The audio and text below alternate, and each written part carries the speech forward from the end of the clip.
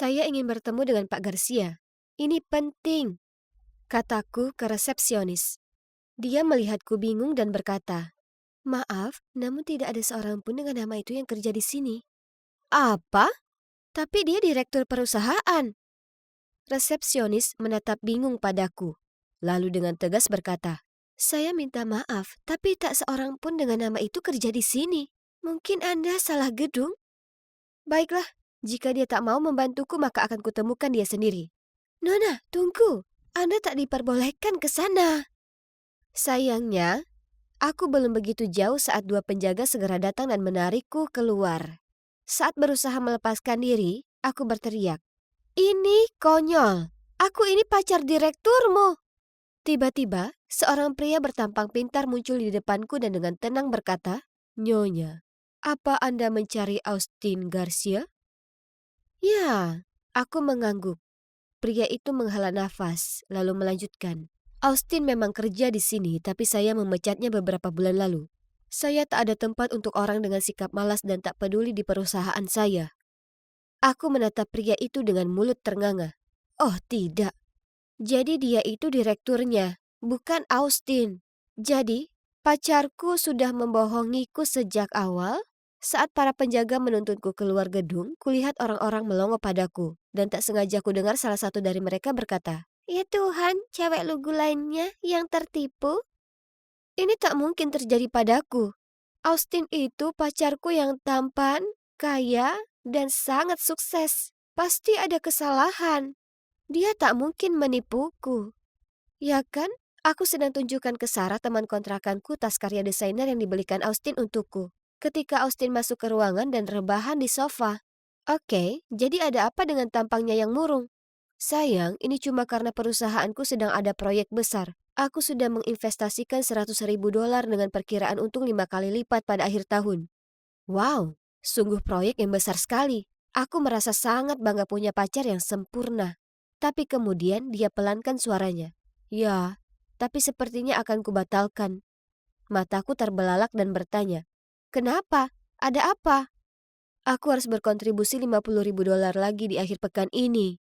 Tapi aku masih kekurangan 10.000." Aku berseru, "Aku bisa bantu?" Dia menggelengkan kepala. "Sayang, aku tak berharap kau lakukan itu.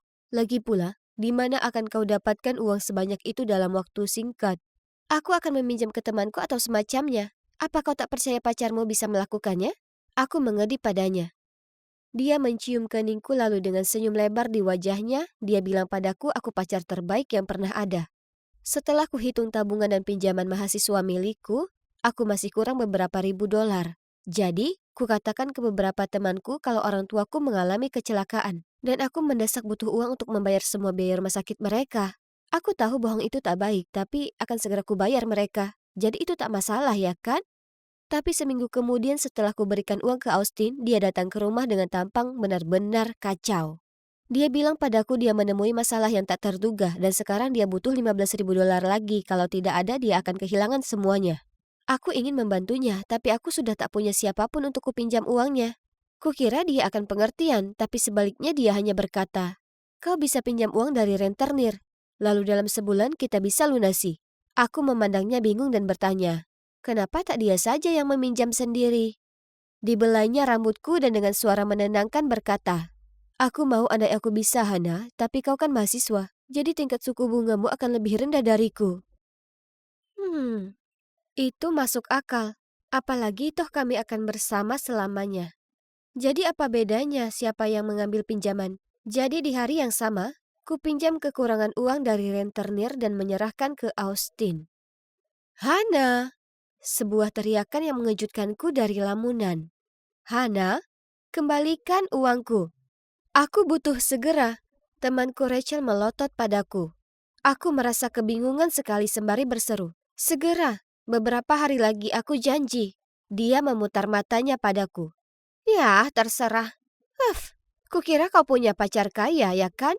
Kenapa tak kau minta saja dia membantumu?" Aku memaksakan senyuman dan berkali-kali memberitahunya aku akan segera membayarnya. Ini sangat memalukan, dan sekarang temanku membenciku. Ini semua karena kesalahan si brengsek Austin. Nyatanya, segera setelah kuberikan uang itu padanya, Ya, dia menghilang. Akun online-nya, nomornya, semuanya menghilang. Aku bahkan tahu kalau rumah yang dia klaim sebagai miliknya sebenarnya hanya persewaan Airbnb. Oh, dan tas karya desainer yang dibelikannya palsu. Keesokan harinya aku berjalan menuju perkuliahanku saat ku dengar dua cewek saling bicara. Hana berhutang banyak uang ke orang-orang tapi tak mau bayar. Bukankah dia selalu membual kalau punya pacar kaya? Aku menundukkan kepala dan bergegas melewati mereka. Ini sangat memalukan. Aku harus cari cara untuk temukan si brengsek Austin itu dan membuatnya mengembalikan uangku. Oh, siapa itu? Mungkin itu Austin dengan penjelasan yang sangat masuk akal untuk semuanya. Aku lari ke pintu dan membukanya. Oh, cuma seorang cewek asing. Di mana Austin? Bilang padanya untuk keluar sekarang. Dia membentak. Dan kamu siapa? Korbannya. Dia menipuku untuk memberinya semua tabunganku. Dia mendorongku dan merangsek masuk ke dalam. Austin, berhentilah sembunyi dariku dan keluar. Aku menarik lengan cewek ini dan bertanya, tunggu dulu, dia juga menipumu? Dia membelalakan mata padaku. Ya ampun, Austin benar-benar penipu yang ulung. Setelahnya, kami duduk dan dia menjelaskan semuanya. Ternyata panggilannya Lia, dan Austin menipunya sebesar $50.000. Ya Tuhan, itu uang yang sangat banyak. Austin benar-benar brengsek. Tiba-tiba teman kontrakanku Sarah dan pacarnya Weston masuk. Hei lihat, aku memenangkan Tales of Suspense Vol 39 di taruhan balap kuda kapan hari. Kau tahu, ini sangat langka. Weston sangat bersemangat menunjukkan Sarah komik barunya yang berharga. Sementara aku terpaksa tersenyum ke mereka berdua, lalu dengan cepat menarik Lia ke atas ke kamarku. Tak mungkin aku mau Sarah tahu kalau aku telah ditipu.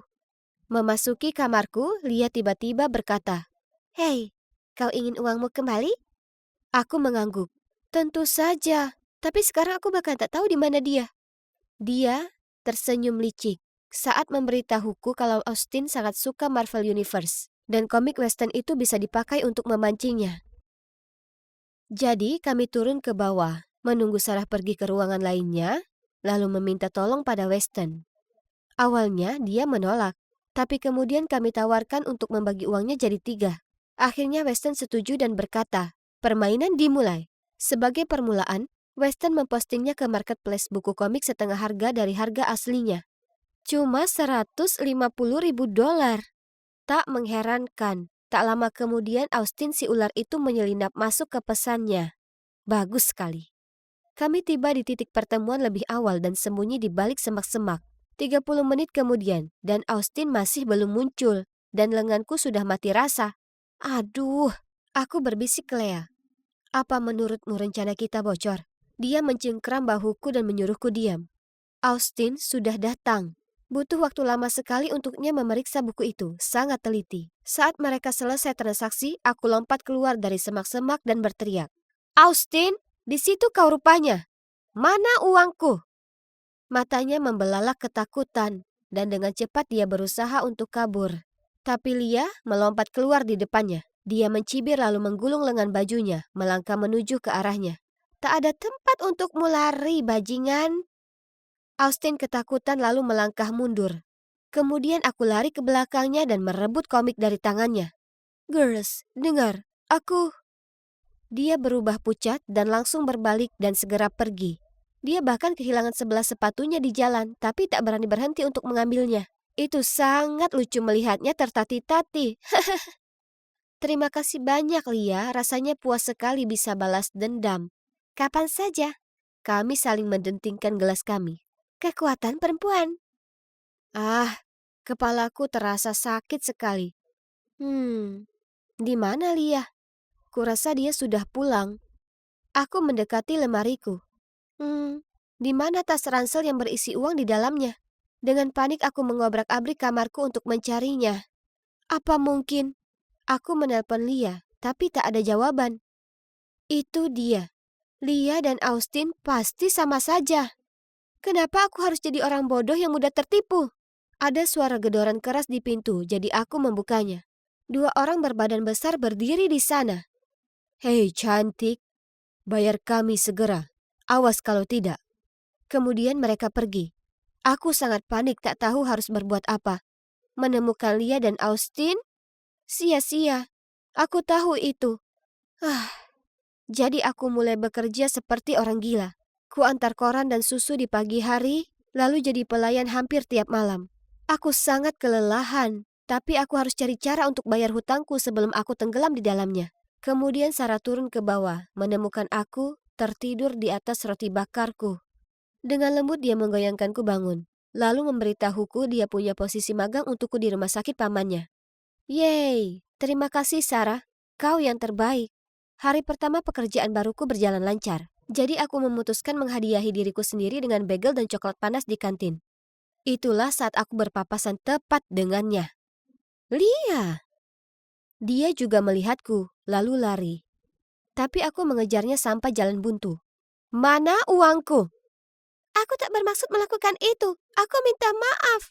Dia menangis terseduh. Kemudian dia cerita padaku kalau malam di mana kami merayakan, dia menerima kabar buruk. Kakaknya kecelakaan dan butuh operasi darurat. Panik, diambilnya uang itu untuk biaya rumah sakit. Apa kau menipuku? Ini 100% benar. Dia menyeka air matanya. Mungkin aku sedikit merasa kasihan padanya, tapi tidak. Apa yang dia lakukan itu tak keren. Lagi pula, bisa saja dia membohongiku. Maksudku, aku juga memakai alasan keluargaku sakit untuk meminjam uang dari temanku. Jadi, kuseret dia ke resepsionis untuk memeriksa. Ternyata dia mengatakan yang sebenarnya.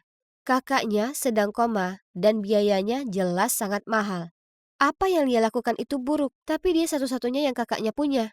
Jadi kurasa aku cukup paham kenapa dia lakukan itu. Jadi, sepertinya aku harus terus kerja keras untuk sekarang ini.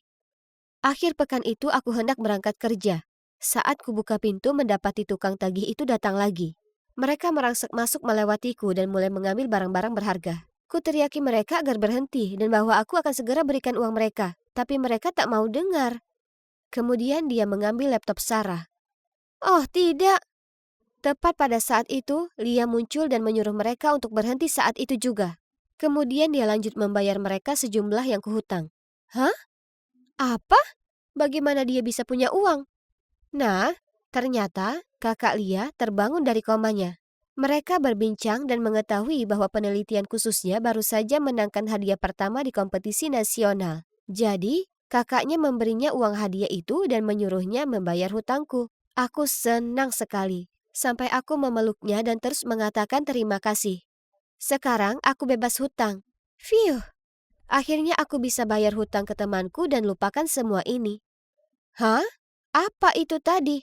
Kami berdua melihat keluar. Bukankah itu Austin? Tapi kenapa tampak sangat kelelahan? Oh, ternyata ada 5 gadis berwajah marah sedang mengejarnya. Kulihat ke arah Lia, lalu kami berdua tertawa terbahak-bahak. Dan itulah kawan yang namanya Karma. Aku sedang berdiri di luar kampus mengobrol dengan teman-temanku ketika tiba-tiba sebuah mobil polisi berhenti dan dari jendela mobil seorang polisi tampan melambai ke arahku lalu menyuruhku untuk bergegas masuk.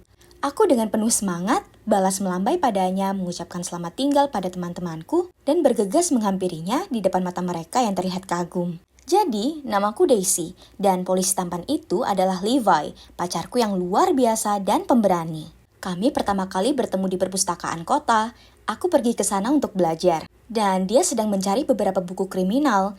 Kami mulai berkencan. Dan sekarang 1 tahun kemudian, kami saling jatuh cinta. Ada begitu banyak hal yang aku sukai dari berkencan dengan polisi. Seperti melihatnya berseragam, selalu membuatku berseri-seri dengan bangga. Dan aku tidak akan berbohong, dia memiliki perut yang sekuat baja karena semua latihannya. Wow! Selain itu, dia punya kebiasaan unik yang paling lucu. Seperti saat kita pergi ke restoran atau teater, dia selalu memeriksa sekeliling terlebih dahulu memastikan apakah aman. Namun, walaupun aku suka berpacaran dengannya, tetap saja ada yang menyebalkan. Seperti jadwal kerja yang tidak dapat diprediksi. Siang, malam, akhir pekan, kapan saja dia terus bekerja. Lalu saat kami akhirnya berhasil merencanakan sesuatu, dia terkadang mendapat panggilan telepon darurat dan harus membatalkan janji bersamaku. Ini menyebalkan, apalagi saat itu adalah pernikahan adik perempuanku. Tapi, tanpa diragukan lagi, hal yang paling menyebalkan adalah popularitasnya di mata cewek-cewek lain. Mereka seperti semut yang mengerubungi gula, terutama rekannya yang satu ini, Ellie. Suatu kali, Levi membawa rekannya Brad kembali saat aku sedang belajar di sana. Aku mendengar Brad berkomentar, "Levi, aku tidak pernah mengira kamu akan menjadi kutu buku. Kupikir kamu akan berakhir dengan Ellie. Semua orang bisa melihat kalian berdua punya chemistry yang kuat." Levi mencoba menertawakan hal itu dan bilang kalau itu tidak masuk akal, tapi rasa cemburu muncul dalam diriku. Saat Brad pergi, aku benar-benar kesal karenanya. Jadi aku mengemasi buku-bukuku dan pergi. Dia menghentikanku dan bertanya ada apa. Sambil berusaha sekuat tenaga untuk tidak menangis, aku berseru, "Kenapa kamu tidak bersama Ellie? Kamu menghabiskan seluruh waktumu bersamanya." Dia menggelengkan kepalanya, menyeringai, lalu berkata, "Abaikan Brad, dia seorang pelawak. Dan ya, aku menghabiskan waktuku dengan Ellie. Aku bekerja dengannya. Tapi kamulah yang kucintai, dan semua orang mengetahuinya. Sebenarnya, kenapa kamu tidak pindah saja ke tempatku, supaya kita bisa menghabiskan lebih banyak waktu bersama?" Kesedihanku segera diliputi oleh kebahagiaan, dan aku melompat ke pelukannya dan berteriak, "Benarkah? Ya, tentu saja. Ini sangat menarik." Aku pindah beberapa minggu kemudian, dan pada awalnya, tinggal bersama Levi adalah hal terbaik yang pernah ada. Namun seiring berjalannya waktu, ada hal-hal kecil yang mengganggu yang mulai terlintas di pikiranku.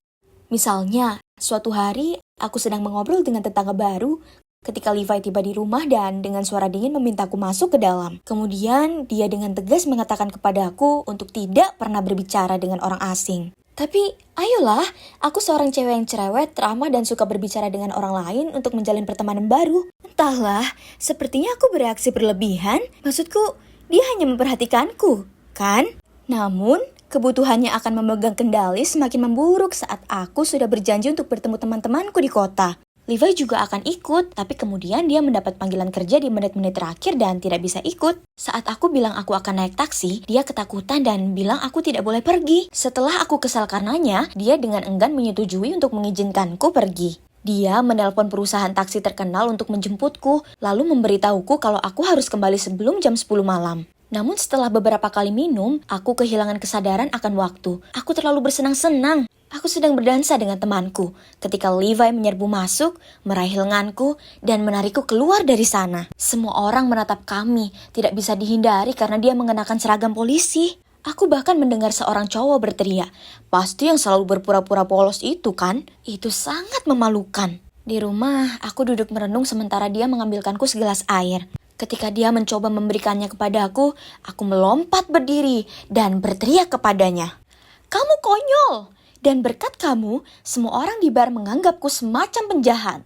Aku tidak butuh jam malam." "Bukan seperti itu," katanya. Tapi aku begitu kesal, sehingga aku melewatinya dan membanting pintu kamar di belakangku. Aku menangis sampai tertidur. Aku benci berdebat dengannya. Aku tidak menanggapinya sepanjang hari besoknya, namun kemudian pada malam harinya, dia tiba di rumah dengan membawa kotak hadiah dan meminta maaf karena telah membuatku sedih. Itu manis sekali. Aku memeluknya dan berkata, "Aku juga minta maaf." Lalu aku membuka kotak itu adalah jam tangan yang sangat cantik.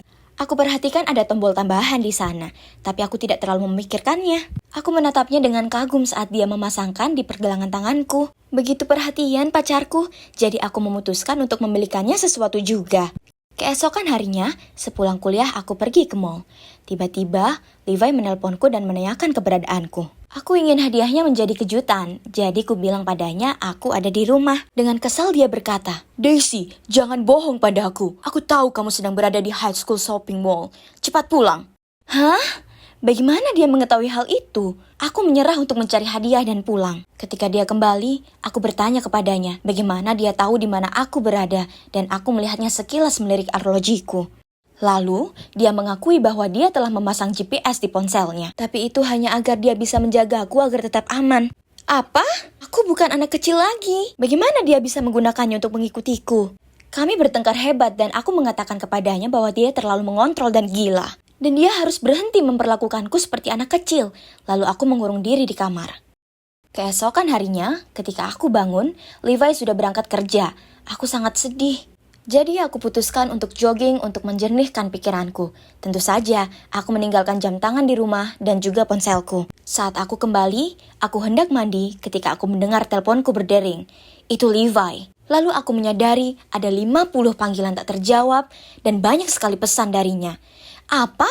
Ini tidak normal. Aku baru pergi paling lama 1 jam.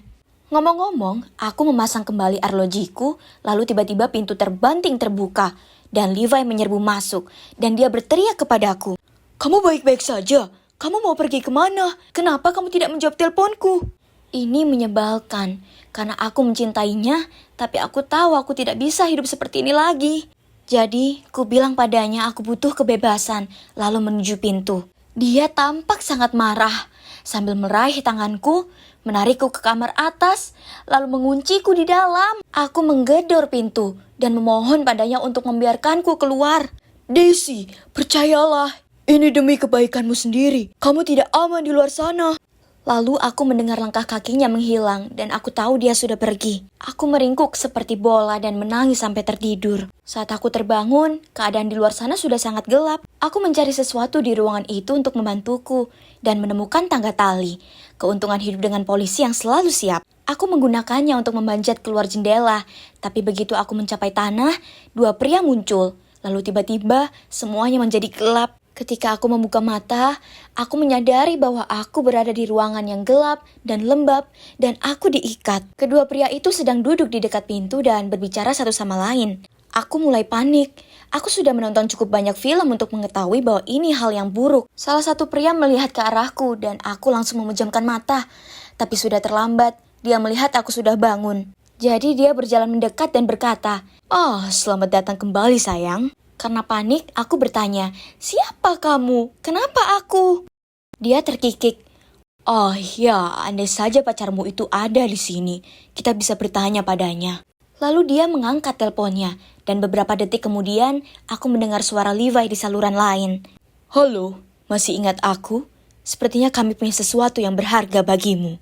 Aku mendengar suara ketakutan dalam suara Levi. "Biarkan dia pergi, kematian istrimu bukan salahnya. Karena salahmu dia meninggal. Sekarang giliranmu yang kehilangan wanita yang kamu cintai. Datanglah ke sini sendiri kalau kamu masih ingin melihat wajahnya lagi. Dan jangan pernah berpikir untuk meminta bantuan." Dia menutup telepon, lalu menatapku sebelum dia menendang tong kosong di sebelahku. Aku tersentak kembali dan dia tertawa. Itu sangat menakutkan. Tidak lama setelah itu, mereka menyeret seorang pria yang sudah dipukuli ke dalam kamar.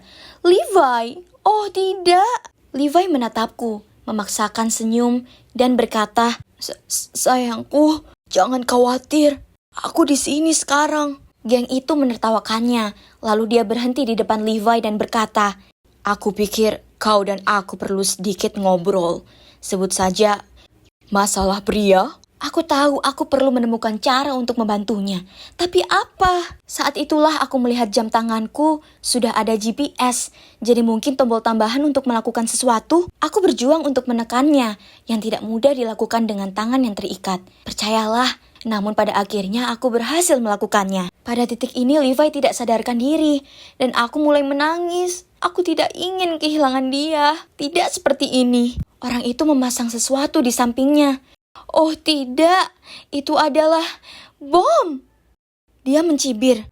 "Kamu punya waktu 30 menit lagi untuk mengucapkan selamat tinggal pada kekasihmu." Lalu orang-orang itu pergi. Aku memanggil nama Levi dan terisak betapa aku mencintainya. Sejujurnya aku mengira kami berdua akan mati di sana. Dan menyaksikan penghitung waktu menghitung mundur menuju kematian kami adalah perasaan terburuk yang pernah ada. Tiba-tiba pintu terbuka. Awalnya aku mengira orang-orang itu yang kembali. Namun sebaliknya, Brad dan timnya bergegas mendekat. Melihat bomnya, lalu segera membawa aku dan Levi keluar dari sana. Aku didorong ke tanah sesaat sebelum terjadi ledakan besar. Dan rumah itu meledak. Dalam perjalanan ke rumah sakit, Ellie menjelaskan semuanya kepadaku. Ternyata ini melibatkan kasus kriminal rumit yang terjadi tahun lalu. Levi telah menyelidiki sekelompok pengedar narkoba, tapi sebuah insiden terjadi. Dan istri pemimpin geng tersebut secara tidak sengaja jatuh dari gedung dan meninggal. Mereka menangkap sebagian besar pengedar, tetapi beberapa berhasil lolos, termasuk pemimpin geng. Baru-baru ini, Levi menerima fotoku di luar kampus dan di rumah kami dari mereka, dan menganggap ini sebagai ancaman terhadap keselamatanku. Nah, itu menjelaskan semua perilaku Levi yang suka mengendalikan dan aneh. Aku merasa sangat bersalah karena salah menilai Levi. Dia adalah pria paling manis, paling berani, dan aku sangat mencintainya. Aku mendampinginya sampai dia pulih di rumah sakit. Lalu suatu hari dia akhirnya membuka matanya, menatapku dan bergumam. Ini dia wanita yang aku cintai. Aku memeluknya, tentu saja dengan lembut. Sungguh melegakan mengetahui dia akan baik-baik saja. Geng tersebut masih ada di luar sana, tetapi mudah-mudahan mereka akan segera menangkapnya. Aku memang mengkhawatirkannya, tapi tidak apa-apa, karena aku tahu ada Levi yang melindungiku. Lagi pula, dia adalah pahlawanku di kehidupan. Akhirnya, aku keluar dari tempat mengerikan itu. Sekarang, izinkan aku memberitahu kalian, berbagi sel dengan solusin cowok lain yang berisik, bau, dan pemarah tidaklah menyenangkan. Bagaimanapun, inilah aku, bebas seperti burung sekarang. Jadi tidak ada orang di sini yang menjemputku. Misalkan aku harus menelpon ibu, butuh beberapa detik bagiku untuk membiasakan diri dengan ponselku. Astaga, sudah 4 tahun. Sungguh ajaib aku tidak berubah menjadi salah satu cowok gila yang suka menggendong kaki. Bagaimana aku bisa sampai di sana hanyalah sebuah lelucon. Yang aku lakukan hanyalah mengambil beberapa barang dari 1 atau 2 gudang dan menjualnya. Bukan masalah besar. Yo, Bu, ini anakmu Carl. Aku keluar, dan ya, aku butuh tumpangan untuk pulang. Aku berbicara saat aku mendengar suara ibu. Carl, oh, aku. Apa kamu tahu tindakan apa yang telah kamu lakukan terhadap ibumu? Ayahku sangat pandai bereaksi berlebihan, tetapi aku perlu tempat tinggal agar aku bisa menanganinya. Tapi ayah, ibu, ayolah, aku masih anakmu. Kamu tega melihatku menjadi gelandangan dan tidur di samping tikus? Ada jeda singkat. Lalu ayah mendengus. Kamu boleh tinggal selama beberapa minggu, tapi hanya demi ibumu. Terima kasih ayah, kamu yang terbaik.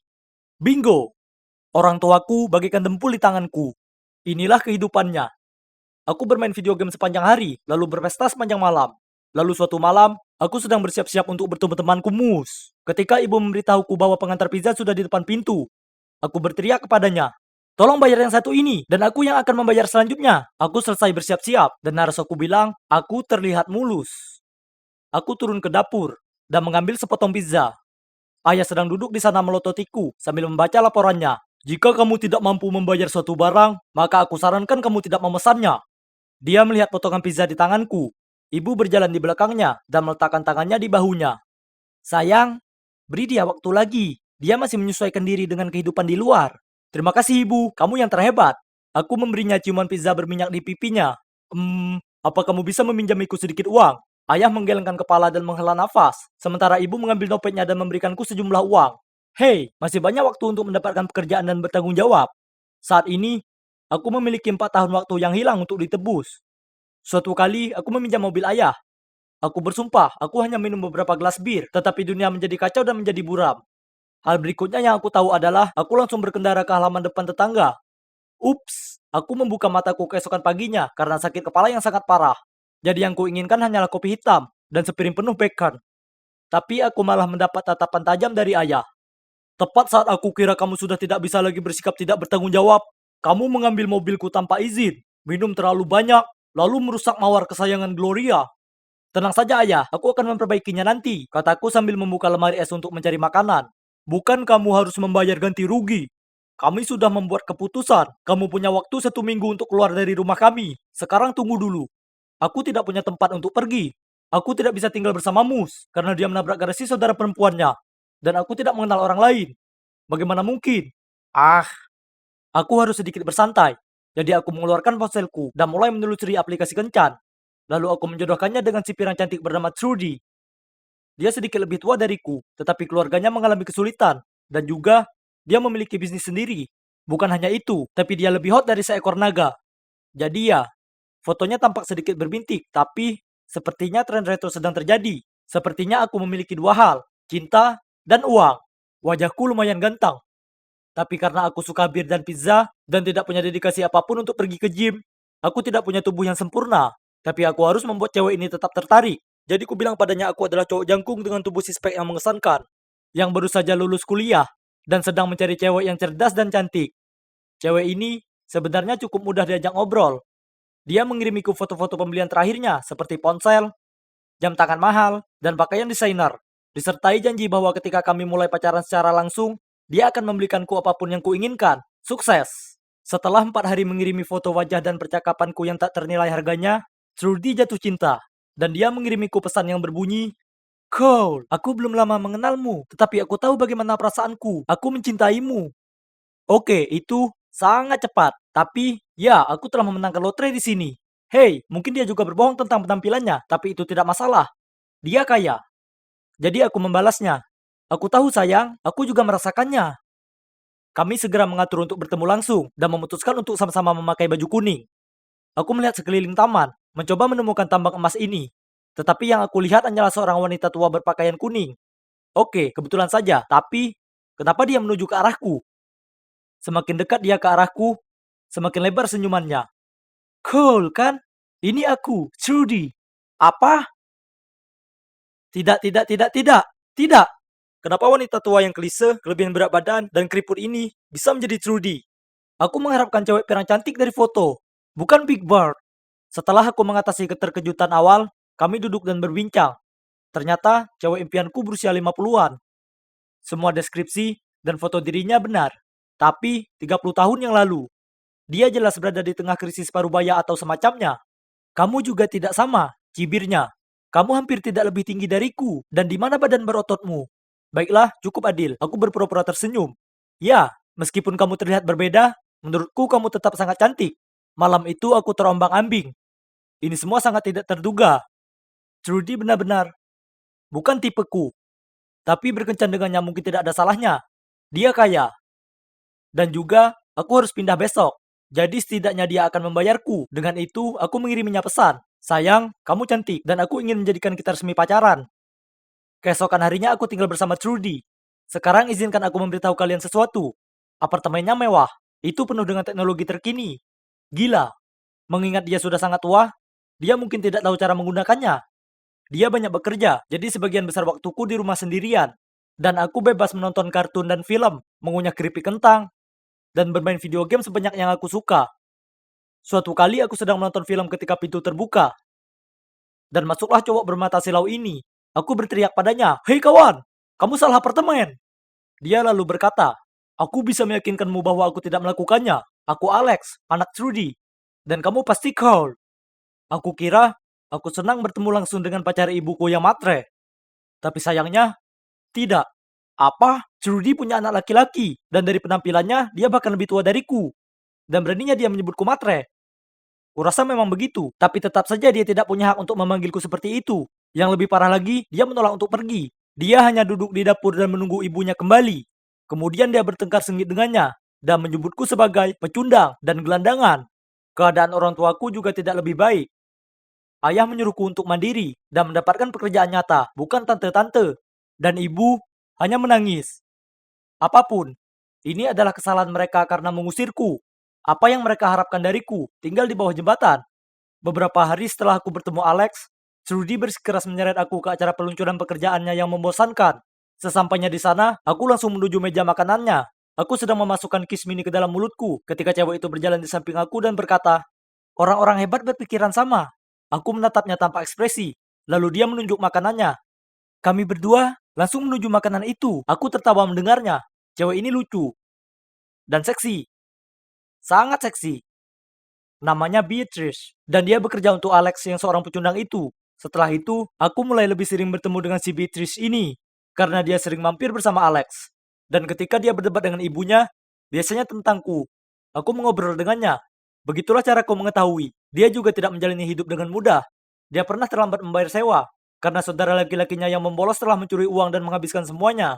Aku merasa kasihan padanya, jadi aku mengambil amplop berisi uang tunai yang diberikan Trudy kepadaku, dan kuserahkan padanya. Oke, jadi aku tidak akan bisa membeli sesuatu yang baru selama beberapa minggu, tapi mengetahui bahwa dia baik-baik saja adalah hal yang berharga. Sebenarnya, aku benar-benar jatuh cinta pada Beatrice, tapi aku tidak bisa berbuat apa-apa, karena aku bersama Trudy, dan aku bergantung pada bantuannya. Segera, segalanya menjadi parah. Aku keluar dari kamar mandi dan melihat Trudy berdiri di sana dengan postelku di tangannya. Bagaimana bisa? Dia melemparkannya padaku. Ya, jadi dia membaca semua pesan yang kukirim ke Mus. Mengatakan bahwa menurutku dia tidak menarik, dan aku hanya bersamanya untuk tumpangan gratis. Trudy, sayangku, ayolah, pesan-pesan itu hanya bercanda. Aku tertawa, aku hanya main-main. Diam, pembohong, kamu menganggapku mengerikan. Alek benar, kamu hanya memanfaatkanku untuk uangku. Dan yang lebih buruk lagi, kamu tidak pernah kuliah, malah kamu mantan narapidana. Aku baru saja akan menggunakan pesona call ketika Alex dan Beatrice menyerbu masuk ke kamar. Alex berteriak kepadaku, Betapa rendahnya dirimu. Sungguh orang matre yang tidak tahu malu. Ini mengerikan.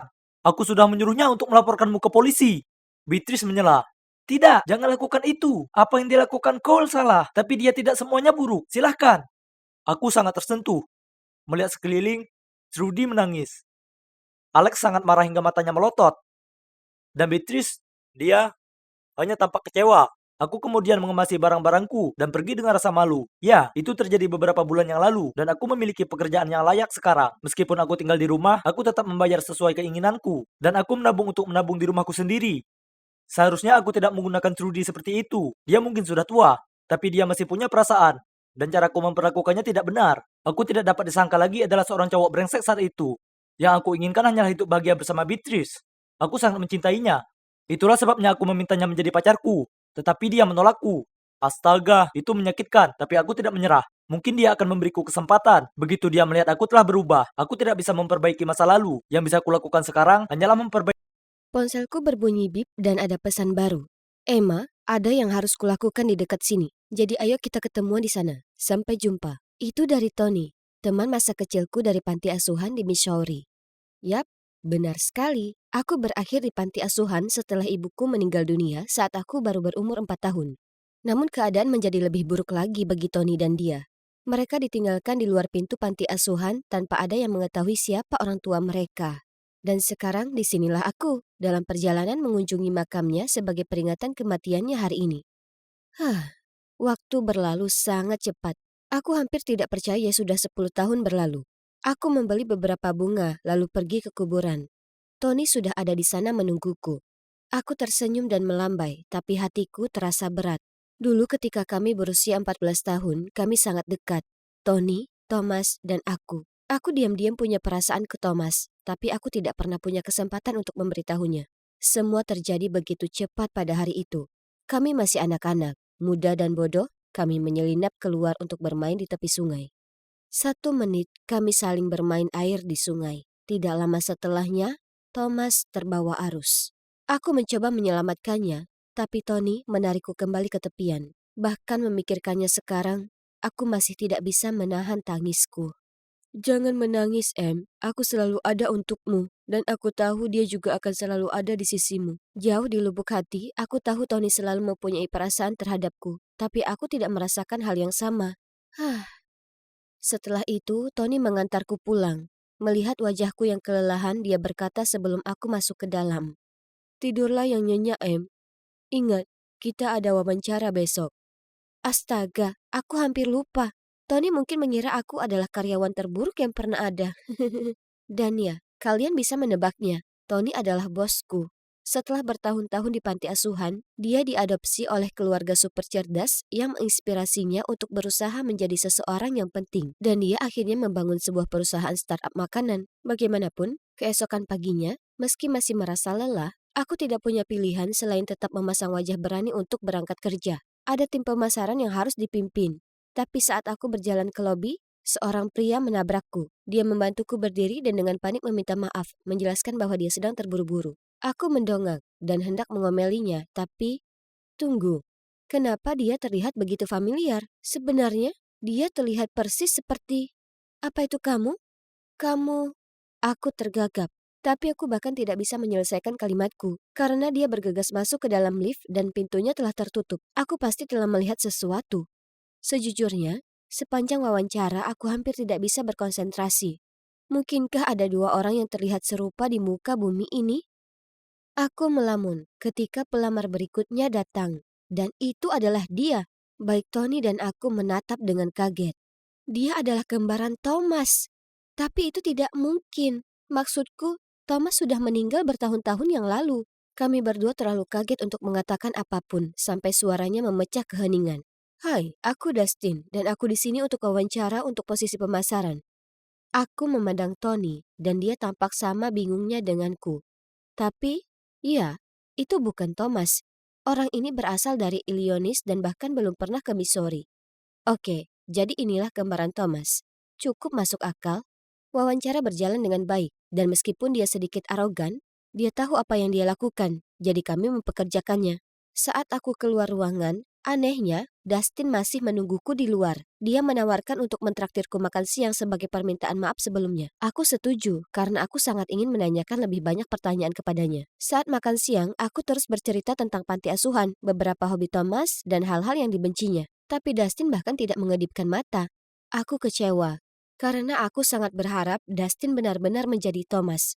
Malam itu, aku hampir tidak bisa tidur. Aku tidak bisa berhenti memikirkan Dustin. Ini konyol, tapi aku masih mempunyai perasaan yang kuat bahwa dia benar-benar kekasih masa kecilku. Tiba-tiba, aku mendapat pesan dari Tony. Aku melihatmu jalan-jalan dengan Dustin. Sadar, Em, dia bukan Thomas. Aku tidak mau mendengarnya. Keesokan harinya, aku tidak bisa mengalihkan pandanganku dari Dustin. Saat makan siang, aku melihat dia menaruh madu pada semangkanya, dan aku merinding. Itulah yang biasa dilakukan Thomas. Ya ampun, aku berseru. Aku kemudian memberitahu Tony apa yang baru saja aku lihat setelah dia duduk, tapi dia hanya tertawa dan berkata, "Sejujurnya, banyak orang yang melakukan itu. Apa menurutmu Thomas kita bisa sesombong itu?"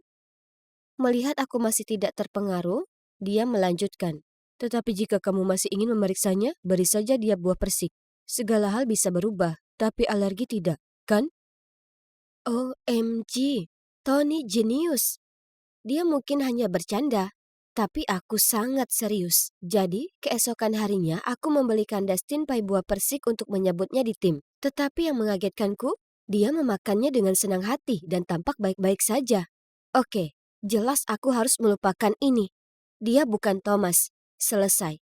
Tapi andai saja segalanya sesederhana itu, dan meskipun aku tahu Dustin bukan Thomas, aku tetap merasa tertarik padanya. Dia cerdas dan manis, dan sangat menyenangkan berada di dekatnya. Akhirnya, kami mulai jalan-jalan dan menjadi sangat dekat. Kami sebenarnya tidak mengumumkan sesuatu secara resmi, tapi kami sudah pacaran secara sederhana. Namun, mustahil menyembunyikan sesuatu dari Tony. Suatu kali perusahaan kami mengadakan akhir pekan kebersamaan tim, dan kami mengadakan kompetisi tenis. Kami harus berpasangan, jadi jelas aku akan memilih Dustin. Tapi saat kami akan mendaftar, Tony datang memintaku menjadi rekannya juga. Ya Tuhan, itu sangat canggung. Kemudian Tony berkata dengan nada yang sangat merajuk. "Baiklah, bagaimana kalau kita mengadakan sedikit kompetisi? Pemenangnya akan berpasangan dengan Emma." Maka mereka mengadakan lomba renang. Itu sangat memalukan. Aku tahu Dustin tidak bisa berenang, jadi aku mulai panik, tetapi dia tetap masuk ke dalam kolam. Jelas Tony menang. Tapi siapa peduli? Dia bertingkah seperti anak kecil. Aku bergegas membantu Dustin yang terbatuk-batuk dan tersedak air. Dan pada saat itu, aku menyadari bahwa aku sangat jatuh cinta padanya. Namun sejak itu, ada rumor di perusahaan bahwa Dustin hanya menggodaku untuk dipromosikan. Suatu pagi, kami sedang berjalan melewati lobi bersama-sama ketika dua gadis mulai berbisik-bisik tentang kami. Jadi Dustin meraih tanganku dan langsung menghampiri gadis-gadis berkata, "Aku sayang Emma, apa yang salah dengan itu?" Ayo beritahu aku, lanjutkan." Tepat pada saat itu, Tony muncul dan bertanya apakah dia bisa bicara dengan Dustin di kantornya. Aku sangat gugup. Sekarang semua orang tahu kami dalam cinta segitiga yang aneh, dan aku tidak menyukainya sedikit pun. Kemudian salah satu kolegaku mendengar Tony memberitahu Dustin bahwa jika dia tidak meninggalkanku sendirian, dia akan dipecat. Aku tidak percaya. Aku segera pergi menemui Tony. Bahkan sebelum aku sempat menghadapinya, dia berkata, "Ya, itu benar. Aku minta gadis-gadis itu memulai rumor tersebut, dan aku juga meminta si brengsek itu menyerah padamu. Itu aku. Aku melakukan semuanya. Aku hanya tidak mengerti, Em. Kenapa aku tidak pernah cukup baik untukmu?" "Tony, tunggu. Sudah 10 tahun. Kenapa kamu tidak memberiku kesempatan? Kenapa kamu tidak bisa melepaskan Thomas? Seorang pria yang mirip dengannya sedang naik daun dan kamu benar-benar melupakanku. Dia seorang pecundang dibandingkan Thomas. Jangan berani-berani menyebut dia pecundang." Aku bilang. "Lihat, pada akhirnya kamu tetap hanya peduli padanya. Bukan aku." Tony berteriak, lalu pergi. Aku benci berada dalam situasi ini. Di satu sisi, aku sangat menyukai Dustin. Tapi Tony bukan hanya penyelamat hidupku, tapi juga sahabatku yang selalu berada di sisiku dalam suka dan duka. Sungguh dilema. Pada akhirnya, aku memutuskan untuk mengambil sedikit jarak dari Dustin, hanya sampai keadaan menjadi tenang. Mungkin dengan begitu rumor tersebut akan berhenti, dan orang-orang akan berhenti bersikap negatif terhadapnya. Namun, hal itu tidak terjadi. Soalnya, produk baru kita yang bahkan belum dirilis Tiba-tiba muncul di website pesaing langsung kita. Pasti ada yang membocorkan file rahasia itu. Tapi siapa? Investigasi dibuka dan semua komputer kami diperiksa. Kalian mungkin tidak akan mempercayainya. Tetapi tim TI berhasil memulihkan email terhapus yang dikirimkan ke pesaing kami dari kotak keluar Dustin. Dustin membantahnya dan meminta untuk memeriksa CCTV. Begitulah cara kami menangkap Mike, salah satu karyawan senior kami, di depan komputer Dustin yang sedang melakukan sesuatu secara diam-diam. Dan tidak disangka, dia akan menyalahkan Dustin. Setelah kebenaran terungkap, aku menghampiri Dustin. Tapi dia tampak marah saat berkata, "Kamu pikir aku juga pria brengsek kan? Itu sebabnya kamu bersikap dingin padaku." Ku bilang padanya aku tidak pernah percaya dia melakukannya, lalu aku meraih tangannya. "Maafkan aku, hanya saja aku sudah melalui beberapa hal." Lalu kami berpelukan. Astaga, aku sangat merindukannya. Tapi dramanya tidak berakhir di situ. Kebocoran informasi telah menyebabkan kerugian besar bagi perusahaan kami. Kami mengadakan ribuan meeting dan tekanan yang tidak nyata. Merasa sangat kecewa, aku naik ke atap untuk mencari udara segar. Tiba-tiba aku mendengar suara Dustin di suatu tempat. Dia sedang menelpon seseorang untuk membicarakan rencana mencuri produk perusahaan kami. Mustahil! Tanpa berpikir panjang, aku menerjang dan mengambil ponselnya untuk melihat dengan siapa dia berbicara. Mike? OMG! Apa mereka mata-mata perusahaan musuh sejak awal? Aku sangat marah. Tapi sebenarnya lebih kecewa. Jadi aku memintanya untuk mengundurkan diri dan menjauh dari pandanganku. Aku tahu aku seharusnya mengungkapkannya ke seluruh perusahaan daripada membiarkannya pergi begitu saja. Tapi kurasa hatiku tidak sanggup melakukan itu. Aku merasa sangat tidak enak, terutama terhadap Tony, sahabatku yang selalu berada di sisiku saat aku sibuk mengejar si brengsek itu. Aku kehilangan kontak dengan Dustin setelah itu, dan aku hampir tidak punya waktu untuk memikirkannya karena perusahaan kami berada di ambang kebangkrutan. Namun suatu hari aku mendapat telepon darinya, diikuti dengan pesan yang mengatakan, "Tolong jangan abaikan aku, ada hal penting yang ingin kukatakan padamu." Jadi kami bertemu keesokan harinya di kedai kopi, dan begitu aku melihatnya aku berkata, "Dengar Dustin, aku sudah muak dengan semua kebohonganmu. Tolong langsung saja ke intinya." Kemudian dia menjawab, "Emma, kuakui bahwa aku datang bekerja di perusahaanmu hanya untuk mencuri ide-idemu. Tapi melihatmu dan Tony setelah bertahun-tahun dan jatuh cinta lagi padamu, ya, itu bukan bagian dari rencanaku." Aku bingung. "Setelah bertahun-tahun, apa yang kau bicarakan?" Lalu dia menunjukkan padaku pergelangan tangannya, dan dia memakai gelang persahabatan. "Ingat ini? Kau berikan padaku pada hari ulang tahunku 10 tahun yang lalu." Ya ampun. Apa yang sedang terjadi? Aku tidak dapat mempercayai mataku. Aku telah memberikan ini kepada Thomas. Tapi kenapa? Tapi buah persiknya? Lanjutku. Dia hanya tertawa dan berkata, "Aku mendengar rencana kalian, jadi aku memastikan untuk meminum obat alergi sebelumnya." Kemudian dia menjelaskan bahwa dia adalah Thomas, dan dia cukup beruntung masih bisa selamat hari itu di sungai. Ada sebuah keluarga yang sedang berada di sungai mencari putra mereka yang tenggelam. Namun bukannya menemukannya, mereka malah menemukan Thomas. Jadi mereka mengadopsinya dan mengubah namanya menjadi nama putra mereka, Dustin. Ini gila. Inilah Thomas, tepat di hadapanku, setelah bertahun-tahun. Dan coba tebak, ayah angkatnya adalah direktur perusahaan saingan kami. Jadi dia meminta Dustin, atau haruskah kukatakan Thomas, untuk datang dan menyusup ke perusahaan kami. Thomas terus meminta maaf atas hal itu, mengatakan betapa hal itu telah menyiksanya, dan bahwa dia hanya merindukanku dan harus mengatakan yang sebenarnya. Kepalaku berputar. Ini semua keterlaluan. Aku perlu waktu sejenak untuk memikirkan semuanya. Namun pada akhirnya, kami memutuskan bahwa dia dapat membantu perusahaan kami dengan mengunggah postingan untuk mengungkap kebenaran. Tentu saja begitu Tony mendengar tentang itu semua, dia sangat marah. Dia kebanyakan marah padaku karena aku melindungi Thomas. Dia bahkan berhenti berbicara denganku untuk sementara waktu. Namun, selain itu, setelah postingan Thomas, segalanya menjadi lebih baik bagi perusahaan kami. Kami dapat meluncurkan produk baru sesuai jadwal dan dia bahkan menyumbangkan sejumlah modal untuk membantu proyek kami berikutnya. Sekarang perusahaan kami masih jadi rival, tapi setidaknya sekarang persaingannya sehat. Adapun Tony dan aku, kami akhirnya berbaikan. Dia datang menemuiku suatu hari sepulang kerja dan berkata, Aku minta maaf atas sikapku yang kekanak-kanakan. Aku hanya iri padamu dan Thomas. Aku terlalu egois untuk mempertimbangkan perasaanmu.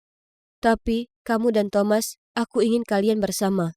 Kalian berdua diciptakan untuk satu sama lain. Aku tidak bisa berhenti menangis saat dia mengatakan itu. Itu sangat berarti bagiku. Dan coba tebak, sudah setahun penuh sejak Thomas kembali ke kehidupan kami. Dan kami bertiga kembali menjadi sahabat.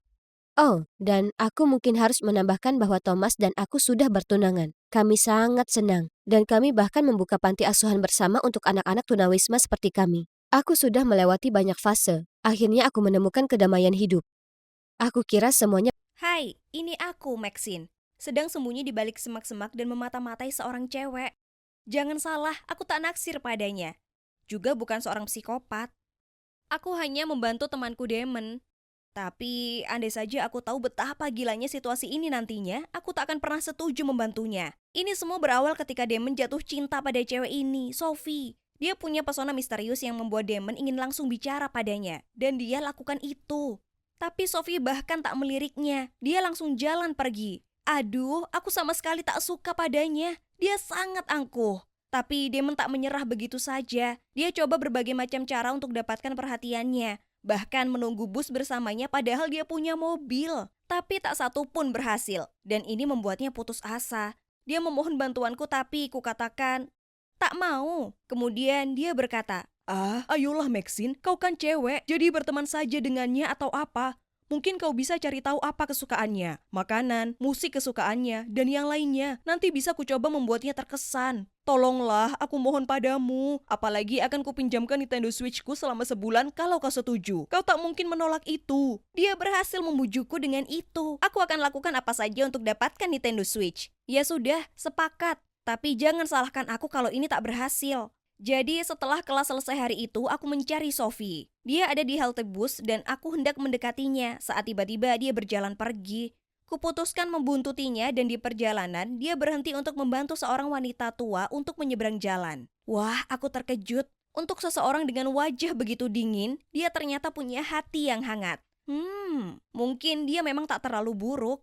Setelahnya dia mulai jalan ke arah taman dan saat itu suasana mulai makin gelap. Sedang apa dia? Dia duduk di sebuah bangku taman pada bagian yang menyeramkan di taman itu. Seolah dia sedang duduk menunggu seseorang. Aku sembunyi di balik semak-semak, jadi dia tak akan melihatku. Tapi aku benar-benar sangat ketakutan. Tiba-tiba dua orang pria muncul dan mulai bicara padanya. Tapi mereka kelihatannya tak suka dengan keberadaannya. Ya ampun, dia terlihat panik. Aku harus menolongnya. Dengan cepat aku berteriak, "Tolong Pak Polisi! Tolong! Ada dua pria melecehkan dan mengganggu kami." Terang saja, tak ada petugas polisi, tapi itu berhasil. Dua pria tadi kabur dan aku cepat-cepat mendatanginya memastikan Sophie baik-baik saja. Dia terkejut melihatku, tapi kemudian dia memelukku dan berterima kasih sudah menolongnya. Seluruh badannya gemetaran, dia pasti sangat ketakutan. Aku jalan dengannya kembali ke asrama kami. Dia memberitahuku kalau dia suka datang ke taman di malam hari karena itu sangat menenangkan. Kukatakan padanya itu sudah jelas berbahaya dan mungkin sebaiknya dia tak kesana lagi sendirian. Kemudian kami bertukar nomor telepon dan setelahnya kami jadi cukup dekat sampai beberapa hari kemudian kukatakan padanya kalau Damon sangat naksir padanya dan menanyakan apa mungkin dia mau kencan dengannya. Tapi dia hanya menggelengkan kepalanya dan mengatakan dia belum siap. Matanya tampak sedih, jadi aku tak memaksanya lebih lanjut. Mungkin dia baru saja mengalami putus cinta yang berat. Aku tak bertanya lagi padanya. Tapi suatu malam aku sedang menuju ke asramanya untuk nonton bareng saat ku dengar dua orang berkelahi. Itu adalah Sophie dan seorang cowok. Dan Sophie menangis. Sepertinya cowok itu akan memukulnya. Jadi aku lari mendekat dan berkata, "Hei, kau kira apa yang sedang kau lakukan? Tinggalkan dia sendiri atau aku akan menelpon polisi." Dia hanya tertawa padaku dan mengatakan pada Sophie, "Kita belum selesai." Lalu dia segera pergi. Aku bertanya pada Sophie apa dia baik-baik saja dan siapa cowok tadi. Lalu dia bilang padaku kalau dia adalah mantannya yang terus berusaha kembali padanya. Tapi Sophie tak tertarik. Saat memberitahuku, dia mulai menangis dan berkata, "Karena dia, aku jadi sangat takut dan gelisah. Aku bahkan terlalu takut untuk tidur di malam hari." Aku merasa sangat kasihan padanya dan kukatakan padanya aku ada di sini untuknya dan bahwa dia bisa menelponku kapanpun. Nah, mungkin aku tak seharusnya mengatakan itu karena itu persis apa yang mulai dia lakukan. Setiap malam dia menelponku dan kami akhirnya ngobrol sampai jam 3 pagi. Aku sangat kelelahan, tapi aku ingin membantunya. Dia sepertinya sangat cemas sepanjang waktu. Damon tahu kami sering ngobrol, tapi dia sudah berhenti menanyakan tentang Sophie. Kelihatannya dia sudah mulai kehilangan minat dan lebih khawatir soal aku yang kelihatan seperti zombie dari film The Walking Dead. Kau benar-benar butuh tidur, Maxine. Biarkan saja Sophie, dia jelas bermasalah. Mungkin lebih baik tidak terlalu terlibat. Lebih mudah dikatakan daripada dijalani. Tapi malam itu kuputuskan untuk tak menjawab teleponnya. Aku tidur lebih awal dan saat aku bangun esok paginya, kudapati 20 panggilan tak terjawab dan 50 pesan darinya. Ya ampun, beberapa dari pesan itu mengatakan dia sangat kesepian dan aku sudah mencampakkannya. Kemudian ada satu yang mengatakan, kalau kau tak mengangkat teleponnya, aku akan mengakhiri hidupku. Oke, ini gila. Aku langsung menelponnya, tapi dia tak mau angkat. Aku bergegas ke asramanya tapi tak ada seorang pun yang menjawab. Aku panik saat itu lalu menggedor pintu, menjerit, Sophie, buka pintu sialan ini. Tapi tetap saja tak ada jawaban. Aku sangat takut dia sudah melakukan hal buruk. Jadi ku minta beberapa siswa membantuku mendobrak pintu. Dan saat itulah dia membuka pintunya. Aku tak pernah begitu senang melihat seseorang dalam keadaan hidup. Aku lari memeluknya, tapi dia terlihat sangat kesal. Sedang apa kau di sini? Kau membuat keributan, katanya. Apa? Aku sangat mengkhawatirkanmu. Kau bilang kau akan... Tapi dia menyelaku dan berkata, kau perlu istirahat tidur, Maxine. Sepertinya kau gila. Aku tak percaya ini. Setelah semua panggilan telepon dan pesan-pesan itu, dia yang gila, bukan aku. Aku enggan membentaknya balik. Jadi aku hanya meninggalkannya. Aku butuh sendiri. Dia berusaha meminta maaf padaku beberapa hari berikutnya. Tapi aku tak ingin lagi berada di dekatnya. Dia bahkan mengirim pesan mengatakan kalau aku tak mau jadi temannya lagi, maka hidup sudah tak berharga lagi untuk dijalani. Aku sangat lelah dengan berbagai ancamannya. Jadi ku acuhkan saja. Lalu kemudian semuanya makin memburuk. Beberapa hari berikutnya, aku dan Damon belajar bersama saat Sophie menelponku dan mengatakan dia ada di rumah sakit. Dia memberitahuku dia mengidap tumor otak dan mereka sudah melakukan biopsi untuk memeriksa apakah itu ganas atau jinak. Aku tak percaya ini. Dia bertanya padaku apa aku bisa menjemputnya dan ku katakan tentu saja, ini sangat menakutkan. Ku ceritakan pada Damon dan dia hanya berkata, kurasa dia mengarangnya, Maxine. Bagaimana mungkin dia tiba-tiba mengidap tumor? Kalian baru saja bertengkar dan tiba-tiba dia di rumah sakit. Ayolah, coba pikirkan itu. Aku terkejut. Damon, bisa-bisanya kau ini. Kau menyebalkan sekali. Kemudian aku lekas pergi dan tiba di rumah sakit mendapati Sophie duduk di luar mengenakan topi medis. Dia bilang rambutnya sudah dicukur untuk biopsi. Lalu aku minta untuk melihat bekas lukanya. Tapi dia tak mau tunjukkan padaku. Dia bilang dia akan pusing kalau melepaskannya. Aku hanya lega dia sudah baik-baik saja dan mengantarnya pulang. Kami berbaikan dan kuputuskan untuk merawatnya hari itu. Dia terlihat sangat lemah dan aku tak sanggup melihatnya menderita. Ku telepon Damon untuk memberitahu kalau dia berhutang padaku permohonan maaf dan memberitahunya soal Sophie dan dia hanya bilang, oh, wow, baik maaf ya. Kalau begitu ku harap dia baik-baik saja. Tapi kemudian beberapa hari berikutnya, Damon menelponku dan berkata, dengar Maxine, Sophie itu penipu. Dia tak lakukan biopsi. Aku bertabrakan dengannya tadi, lalu topinya terjatuh dan kepalanya penuh rambut. Tak mungkin rambut itu tumbuh kembali secepat itu. Kenapa dia berbohong padaku? Aku tak mengerti. Aku perlu tahu kebenarannya, jadi setelah kelas aku pergi ke asramanya. Dia langsung membuka pintu dan tentu saja semua rambutnya utuh. Dia mungkin tahu Damon sudah memberitahuku, jadi dia tak perlu repot-repot meneruskan kebohongan itu. Ini membuatku murka. Langsung saja aku mulai memakinya. Jujur saja, Sophie, apa yang salah denganmu? Kenapa kau berpura-pura sakit seperti itu? Sesama teman tak melakukan itu. Sophie meraih tanganku dan berkata, Maxine, aku minta maaf. Aku sangat putus asa. Kulakukan itu karena aku sangat merindukanmu dan ingin kau memperdulikan aku lagi. Aku bertindak terlalu jauh. Tolong maafkan aku. Apa kau gila? Teriakku. Aku sangat mencemaskanmu. Apa kau yakin tak ada yang salah denganmu? Sophie mulai menyeringai dengan cara yang aneh dan berkata, satu-satunya kekeliruanku adalah aku jatuh cinta padamu, Maxine. Dia tak mau melepaskan tanganku dan aku hanya menatapnya keheranan. Apa katamu? Kau dengar aku mencintaimu. Kemudian dia mulai tertawa seperti maniak dan berkata, aku sudah mencintaimu sejak hari pertama kita bertemu. Aku tahu kau membuntutiku, jadi aku pura-pura berada dalam bahaya supaya kau datang dan menyelamatkanku. Bahkan mantan pacarku itu palsu, dia hanya salah satu temanku yang berpura-pura. Apa kau tak bisa lihat? Aku bersedia lakukan apa saja untuk mendapatkan perhatianmu. Jika itu bukan cinta, apalagi? Ini tak mungkin terjadi. Aku berusaha tetap tenang sebisa mungkin dan mengatakan, dengar Sophie, aku tersanjung. Sungguh aku merasa begitu. Tapi aku ini normal. Aku hanya menganggapmu sebatas teman saja, oke? Tapi Sophie tak mau menyerah. Dia mencengkram tanganku lagi dan berkata, Bagaimana kau bisa tahu itu? Kau bahkan belum berusaha mencintaiku. Beri saja aku satu kesempatan dan akan kutunjukkan padamu bagaimana cinta sejati itu sebenarnya. Aku berusaha melepaskan tangannya, tapi itu mustahil. Sophie mulai menggenggam tanganku makin erat sampai rasanya mulai sakit. Dia memandang mataku dan ya Tuhan, rasanya aku tak mengenalnya lagi. Dia terlihat seperti orang gila, seperti psikopat. Kemudian dia mulai bicara dengan nada yang sangat menyeramkan. Kau tak bisa lari dariku. Kau milikku sekarang. Aku sangat ketakutan. Aku harus pergi dari sana. Jadi kudorong dia dengan sangat keras sampai dia terjatuh ke lantai, lalu aku lari seperti wanita gila keluar dari sana sampai akhirnya kembali ke asramaku. Kemudian ku telepon polisi, tapi pada saat mereka sampai di asramanya, dia sudah tak ada. Ku ceritakan pada mereka apa yang terjadi dan menunjukkan mereka fotonya. Dan kalian tak akan percaya. Rupanya aku bukan satu-satunya gadis yang jadi korban Sophie. Ada gadis lain juga. Setelah malam itu, aku sangat ketakutan. Kemanapun aku pergi, aku merasa seseorang sedang mengawasiku. Kemudian suatu malam setelah shift kerjaku selesai, aku jalan melewati taman untuk kembali ke asramaku saat ku dengar seseorang di depan. Aku langsung tahu kalau itu adalah Sophie, tapi dia tak sendiri.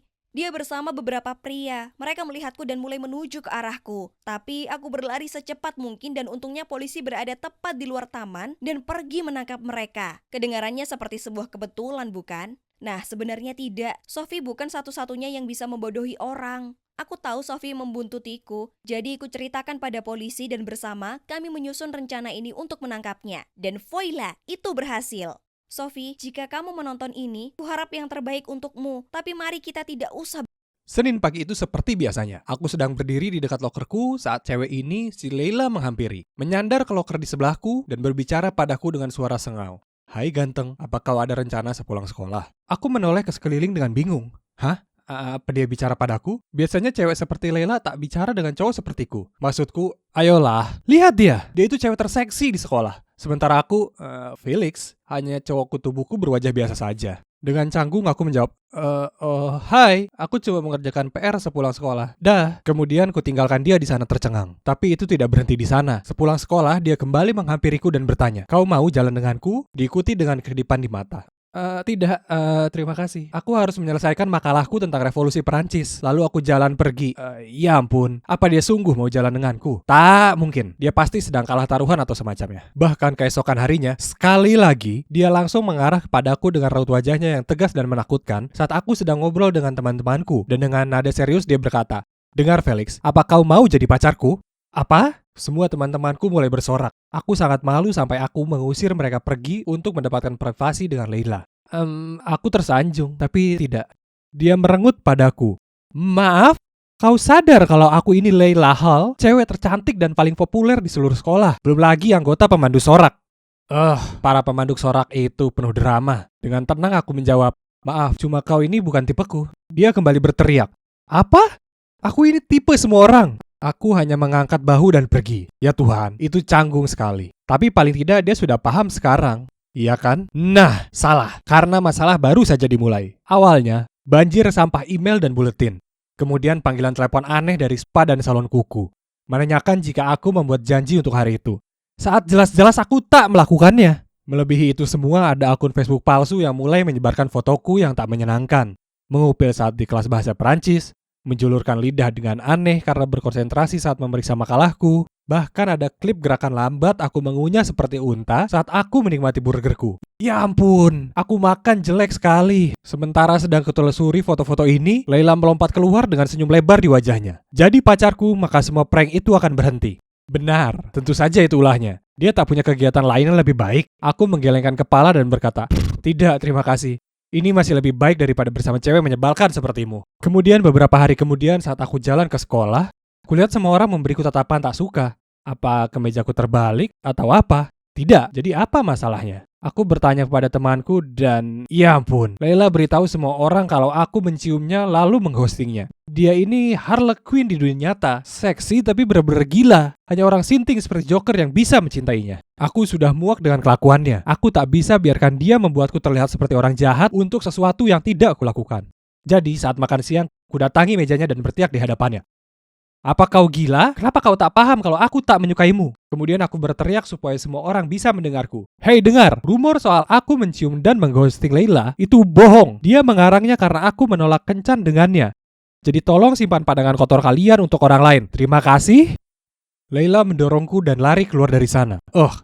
Mungkin aku sedikit kasar, tapi itu ulahmu sendiri, Tuan Putri. Kemudian saat kelas bahasa Perancis dia absen tapi tak seorang pun tahu kemana perginya. Apa mungkin itu karena aku? Enggak, kemungkinan tidak. Tapi saat aku berjalan pulang, kulihat dia duduk sendiri di sebuah ayunan di taman bermain. Pergi saja Felix, cewek ini hanya membawa masalah. Aku berpikir dalam hati tapi ya ampun, dia kelihatannya sangat sedih. Jadi berikutnya yang ku tahu aku jalan mendekat dan duduk di ayunan sebelahnya. Aku tanya, kenapa kau tak ada di kelas bahasa Perancis? Tinggalkan saja aku, berhenti pura-pura kau peduli. Dengar. Aku menghela napas dalam-dalam lalu melanjutkan. Aku minta maaf karena teriak padamu di depan seluruh sekolah. Itu tak keren. Tapi apa yang kau lakukan padaku juga tak keren. Bisakah kita menganggapnya impas? Leila terdiam sebentar, tapi kemudian dia mengangguk dan tersenyum padaku. Nah, itu tak terlalu buruk ya kan? Jadi, sejak itu seterusnya semuanya baik-baik saja di antara kami. Dia bahkan tersenyum padaku di lorong. Kapanpun kulihat Leila, rasa hangat datang padaku dan aku tak bisa berhenti tersenyum. Pernah, aku bahkan habiskan seluruh istirahat makan siangku jalan-jalan mengelilingi sekolah supaya aku bisa melihat sekilas wajahnya. Ya ampun, kurasa aku sudah jatuh hati pada Leila. Tapi kenapa sekarang? Aku berusaha mengabaikan perasaanku, berharap akhirnya rasa itu akan pergi. Tapi kemudian hari Valentine tiba, dan Leila, sebagai cewek populer, menerima banyak sekali mawar sampai bisa buka toko bunga. Menyebalkan sekali. Aku harus berbuat sesuatu. Jadi, sepulang sekolah aku ke rumahnya dengan beberapa coklat dan sebuah boneka beruang. Segera saat dia membuka pintunya, aku berseru. Aku tahu aku ini seorang yang sangat bodoh. Menolakmu adalah kesalahan besar. Apa kau mau jadi Valentine-ku? Aku berdiri di sana berwajah merah dan bersiap menerima penolakan. Tapi dia hanya merampas hadiah itu dari tanganku lalu berkata, "Iya, baiklah kalau begitu." Iya Tuhan, aku tak percaya ini. Aku, cowok kutu buku biasa bagi kalian, memacari cewek paling populer di sekolah. Cinta itu tak bisa diduga sama sekali. Aku terkesan betapa terbukanya dia perihal kutu bukuku. Dia bahkan nonton The Mandalorian denganku, dan jadi gemas kapanpun dia melihat Baby Yoda. Tapi satu hal yang tak berjalan lancar di antara kami. Ya, kalian bisa tebak, yaitu belajar. Leila sepertinya tak peduli dengan nilainya, dan aku tak ingin dia gagal. Jadi kutawarkan diri jadi tutornya. Tapi dia terus saja menguap dan menatap keluar jendela kapanpun kami mulai belajar. Felix, aku punya ide. Kenapa tak kau kerjakan saja PR untukku? Sementara itu, aku bisa berlatih memadu sorak karena kami akan ada kontes penting dan itu berarti sekali untukku. Seperti halnya kuis matematika bagimu. Apa? Dia serius? Ya Tuhan, aku benci berbuat curang seperti ini. Tapi dia memberiku tatapan memelas dan aku yang payah ini menyetujuinya. Terima kasih Felix, kau yang terbaik. Dia menciumku di pipi. Lalu langsung memberiku setumpuk PR. Aku bertanya padanya kenapa ada banyak sekali, dan dia menjelaskan kalau itu karena dia tak paham. Jadi dia membiarkannya menumpuk. Tapi tunggu dulu, kenapa ada bahasa Spanyol? Dia ada di kelas bahasa Perancis denganku, bukan Spanyol. Tapi dia hanya mengangkat bahu dan bilang orang tuanya memaksanya belajar itu di luar sekolah. Oh, kasihan sekali labu kecilku ini. Suatu hari seperti biasa, aku mampir ke rumahnya untuk mengambil PR-nya, tapi dia tidak ada di rumah. Itu aneh, hari ini tak ada latihan memadu sorak. Jadi, di mana dia? Aku melihat tumpukan yang dia minta ibunya untuk serahkan kepadaku, dan kulihat beberapa lembar latihan bahasa Spanyol. Jadi aku berkata ke ibunya, "Oh, dia pasti sedang pelajaran bahasa Spanyol ya." Ibunya terlihat sedikit bingung lalu tertawa. "Kau tahu Leila, dia terlalu keras kepala untuk tambah kelas." Hah? Jadi makalah ini bukan miliknya? Kalau begitu, itu punya siapa? Dan kenapa? Tiba-tiba aku merasakan perasaan tak nyaman menggelitik di bawah kulitku. Aku memutuskan untuk menemuinya nanti di sekolah. Keesokan harinya aku sedang berjalan melalui lorong mencari Leila saat tiba-tiba aku dengar beberapa cowok bersorak. Sesuatu soal mendapat nilai A untuk bahasa Spanyol. Tunggu dulu, apa dia bilang bahasa Spanyol? Aku menoleh untuk memeriksa siapa itu. Dan yang mengejutkanku, itu adalah Hector, kapten tim sepak bola.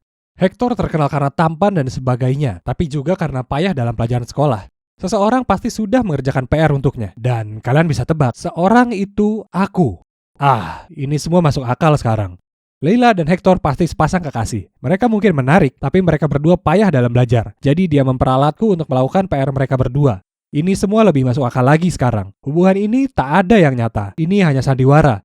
Dan tak mungkin kubiarkan mereka lolos dari ini. Aku punya rencana sempurna untuk mengungkap mereka. Selama makan siang, aku duduk di meja paling dekat dengan Hector. Lalu aku mulai bermesraan dengan Leila. Aku menyuapinya kentang keju. Kemudian aku membelai rambutnya dan dengan suara keras berkata padanya betapa lembut rambutnya itu. Aku cepat melirik ke Hector, menunggu reaksinya. Tapi tak ada. Dia sepertinya lebih tertarik dengan burgernya daripada dia. Leila mengangkat alisnya padaku.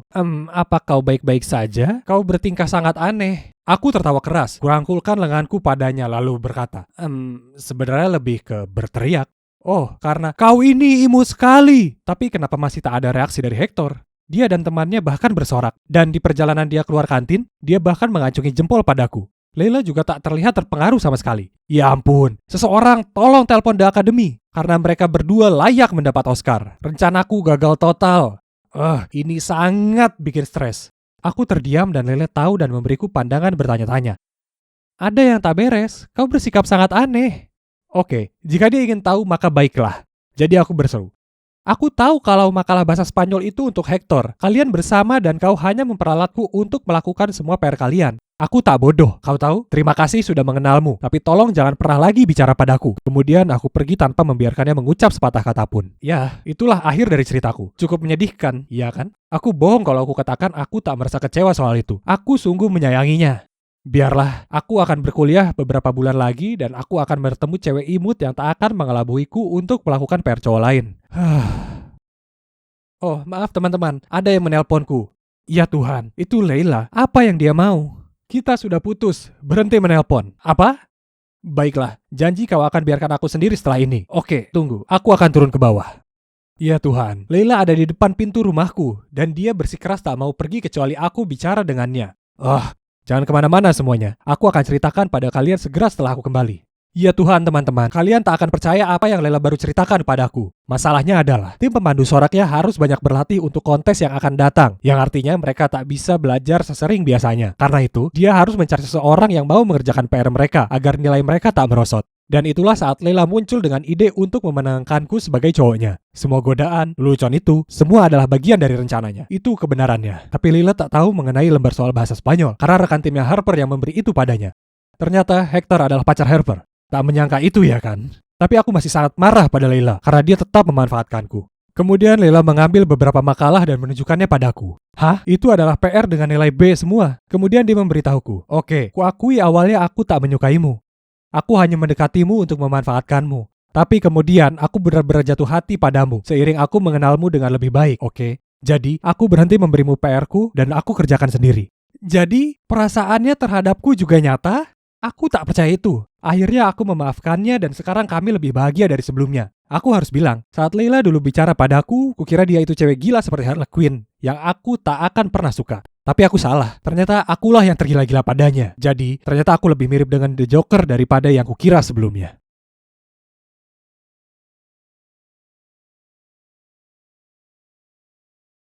Semua jalan tertutupi salju.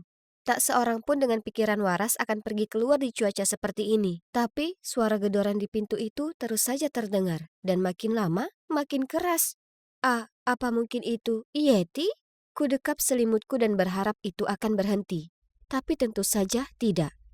Aku juga tak bisa tidur dengan kebisingan yang bikin panik ini. Yeti atau bukan? Aku harus memeriksanya.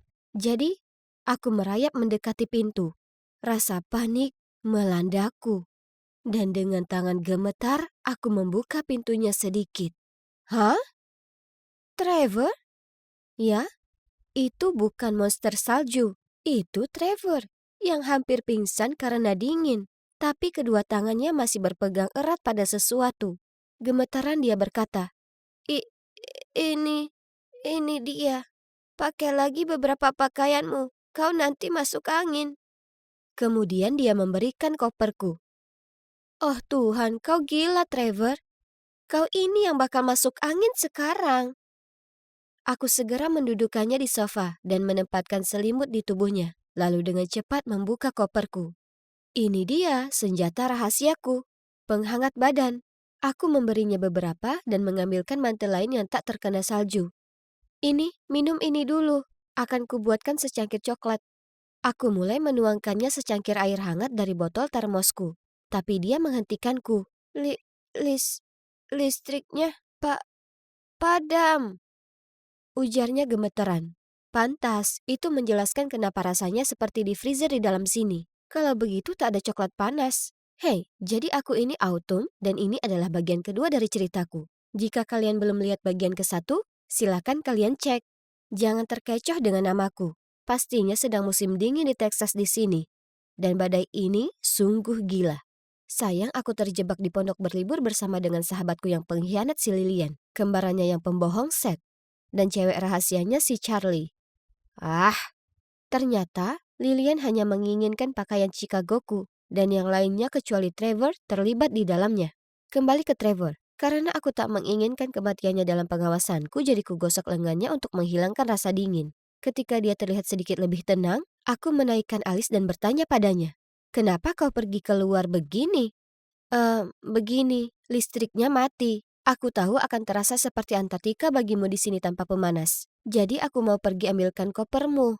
Tapi akhirnya aku terkunci di luar, jadi aku tak ada pilihan lain kecuali membangunkanmu untuk masuk. Maafkan aku." "Kamu minta maaf untuk apa? Kau hanya bertindak agak bodoh." Setelahnya, kami ngobrol banyak. Jujur saja, aku sangat tersentuh dengan apa yang dilakukannya. Sementara yang lain masih tidur terlelap, disinilah dia, memikirkanku dan mempertaruhkan nyawanya untuk menolongku. Oke, jadi mungkin aku sedikit kasar padanya tadi saat dia mengaku kalau dia menyukaiku. Tapi kan, bisa saja tadi dia hanya menggodaku. Maksudku, aku punya alasan valid untuk tak lagi percaya ke semua orang yang seatap denganku. Kurasa aku pasti tertidur karena keesokan paginya aku dibangunkan Lilian yang dengan panik menggoyang-goyangku. "Hei, bangun. Kita dalam masalah besar." Oh, jadi akhirnya mereka tahu kalau listriknya mati. Aku mengoper jaket dan pemanas dari koperku ke semua orang. Dengar guys, memakai pakaian berlapis di kondisi ini sangat vital. Kemudian aku melihat ke arah Seth dan Trevor. Bahkan kalau itu artinya memakai topi pom-pom pink dan mantel lapis pelangi milikku. Kami tak bisa menahan tawa. Setidaknya ada sesuatu yang menyenangkan untuk mencerahkan situasi ini. Kemudian kami mulai bersiap menghadapi bencana ini. Dan aku adalah kaptennya. Karena aku satu-satunya yang paling berpengalaman dengan salju di sini. Waktu sangat krusial, jadi dengan cepat ku periksa kran. Untungnya air masih mengalir. Meskipun alirannya agak lemah. Cepat, ambil apa saja yang bisa menampung air. Kita harus menyimpan sebanyak mungkin sebelum pipa-pipanya membeku. Lihat Seth dan Charlie. Begitu ceria dan genit. Menyusun barisan ember, begitu juga dengan Lilian. Sungguh menyakitkan mata. Jadi kulemparkan beberapa handuk ke mereka dan menyuruh mereka menghalau angin dari pintu dan jendela saja. Sementara Trevor akan menangani pasokan air ini sendiri. Sementara itu aku memeriksa kondisi makanan kami. Untungnya kami bawa cukup makanan untuk 2 hari. Tapi sekarang semuanya membeku dan kami harus menjatah makanan secukupnya. Karena tak ada yang tahu sampai kapan karantina ini akan berlangsung. Hei, apa sebaiknya kita gunakan perapian itu? Rasanya membeku. Meskipun sudah pakai jaket berlapis ini. Ya, Seth, kenapa tak kau coba nyalakan? Kemudian kami mulai bersihkan semua barang di depan perapian, supaya Seth bisa mencobanya. Tapi aduh, aku berharap apa? Apa yang berhasil dia buat hanyalah kepulan asap hitam. Lupakan saja, mungkin ini hanyalah perapian untuk dekorasi saja. Kalian semua bodoh sekali. Kemudian Trevor muncul dari ruang bawah tanah dengan lengan penuh kayu. Tidak, pastinya itu bisa digunakan. Lihat, aku bahkan menemukan kayu dan arang tersimpan di sini. Biar ku coba. Dia berlutut di depan perapian dan mulai membersihkan sumbatan pada cerobong asap. Setelah beberapa waktu, perapiannya bekerja. Wow, kita punya api. Kami semua berteriak dan melompat-lompat seperti orang gila. Lalu Lilian melingkarkan lengannya ke leher Trevor dan menciumnya di pipi. Merona, dia langsung menyekanya dengan tangannya, yang kemudian meninggalkan noda arang di wajahnya. Itu lucu sekali. Trevor adalah pahlawan sejati kami sekali lagi. Sementara Seth, ya, syukur pada Tuhan aku tak lagi naksir pecundang itu. Kasihan Charlie, selamat bersenang-senang dengan cowok tak berguna itu. Berkat Trevor, kami sekarang punya api untuk tetap hangat dan untuk memasak makanan kami. Jadi, kami akan baik-baik saja, ya kan? Oh tidak, ponselku mati. Tepat saat kupikir aku dapat sedikit sinyal. Sini-sini berikan padaku. Apa kau tak tahu kita bisa mengisi daya ponselmu dengan buah-buahan? Seth mengambil ponsel dan charger Lilian lalu membawanya ke dapur. Sekarang itu aneh. Dia tak pernah terlihat seantusias itu melakukan hal yang berguna selama 2 hari terakhir. Kemungkinan dia berusaha menyelamatkan mukanya setelah kalah dari Trevor berulang kali. Aku menyaksikan dengan senang saat Seth menghujamkan charger ke sebuah pisang. Apa yang dulu kulihat di cowok ini ya? Trevor tertawa terbahak-bahak dan Charlie menghela napas lalu pergi menyiapkan sup untuk makan malam. Lilian melipat lengannya dan cemberut. Gimana? Ayo cepat! Seth menggerutu, lalu dengan ganas menikam charger itu ke pisang yang malang itu beberapa kali lagi. Ya ampun, itu sungguh bodoh dan terlalu lucu untuk menyuruhnya berhenti. Biarkan, itu tak akan berhasil. Kau merusak chargerku dan buang-buang makanan kita. Kuharap aku bisa melemparmu saja ke badai itu. Seth menjejalkan pisang tertumbuk itu ke mulutnya. Siapa yang bilang ini terbuang? Ini makan malamku. Kemudian dia pun menyingkir ke sudut ruangan dan menutupi dirinya sendiri dengan selimut. Lucu sekali. Hei, jangan khawatir. Aku punya power bank di kamarku. Akan kuambilkan. Oh, hebat. Kau ini memang pahlawan berjubah zirahku. Selalu datang dan menyelamatkanku tepat waktu. Dia mengedipkan mata lalu memeluk lengannya. Trevor langsung melihatku lalu melepaskan diri dari Lilian. Untuk apa itu tadi? Apa dia serius saat mengatakan dia suka padaku? Dia sudah menolak Lilian lebih dari 2 kali. Dan jujur saja, aku memang merasa ada getaran aneh saat kami berdua saja di ruangan. Aku tak tahu lagi. Kemudian malam itu, kami putuskan untuk berkumpul dengan perapian untuk tidur. Karena itu satu-satunya tempat hangat di dalam rumah. Jadi, aku dan cewek-cewek lainnya ke kamar mengambil matras dan selimut. Ya, apapun yang bisa berguna. Ya Tuhan, saudaraku ini memang payah. Lilian tertawa saat dia mengambil bantalnya. Charlie menyeringai. Benar banget, dia benar-benar menikam pisang itu sampai mati. Pisang yang malang. Aku terkekeh. Bercanda dengan mereka sebenarnya terasa menyenangkan. Kami terjebak di rumah ini bersama hanya Tuhan yang tahu sampai kapan. Jadi mungkin sebaiknya aku berhenti bersikap dingin ke mereka. Lagi pula, aku sudah benar-benar ilfil dengan Seth pecundang tak berguna itu sekarang. Bahkan Charlie pun tak memihaknya. Kami menata tempat yang nyaman di ruang keluarga dan menjalani beberapa hari berikutnya melewati badai. Di beberapa kesempatan, Lilian berusaha memeluk Trevor dengan alasan untuk meningkatkan suhu tubuh. Tapi, Trevor hanya menjauh darinya. Jadi pada akhirnya, Lilian membuat kami semua melakukan senam kardio yang memang berguna. Dan sangat lucu menyaksikan satu sama lain bersusah payah melakukan lompat bintang memakai 500 lapis pakaian. Charlie juga mengajari kami main beberapa permainan kartu untuk membunuh waktu, seperti solitaire dan go fish, yang kini aku sudah jago. Seth dan Trevor bahkan punya hobi baru mengukir kayu. Tapi hingga saat ini, aku belum bisa memastikan karya seni apa yang mereka buat. Dan akhirnya, setelah 4 hari terisolasi, badai sepertinya mereda. Kami mulai mendapat kembali sinyal ponsel yang stabil, dan kami langsung menelpon orang tua kami untuk mengabarkan situasi ke mereka. Mereka bilang akan menjemput kami sesegera mungkin. Kami semua sangat senang, dan juga bangga pada diri kami. Kami berhasil selamat dari badai hebat ini. Jadi, kalian mungkin bertanya-tanya apa ini akhir yang bahagia? Tak secepat itu. Saat kami semua sedang FaceTime dengan orang tua Lilian dan Seth, orang tuanya tiba-tiba berkata ke Charlie, "Terima kasih banyak sudah membantu kami menjaga anak-anak. Kami pasti akan tambahkan bonus yang pantas ke gajimu bulan ini." Kami semua tercengang.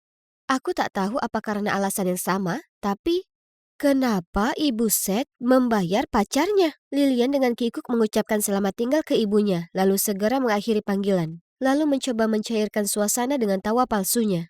Kalian tahu kan bagaimana ibuku suka memberi para keponakannya tambahan uang saku kapanpun sedang bertemu mereka? Oke, kita makan siang apa hari ini, guys?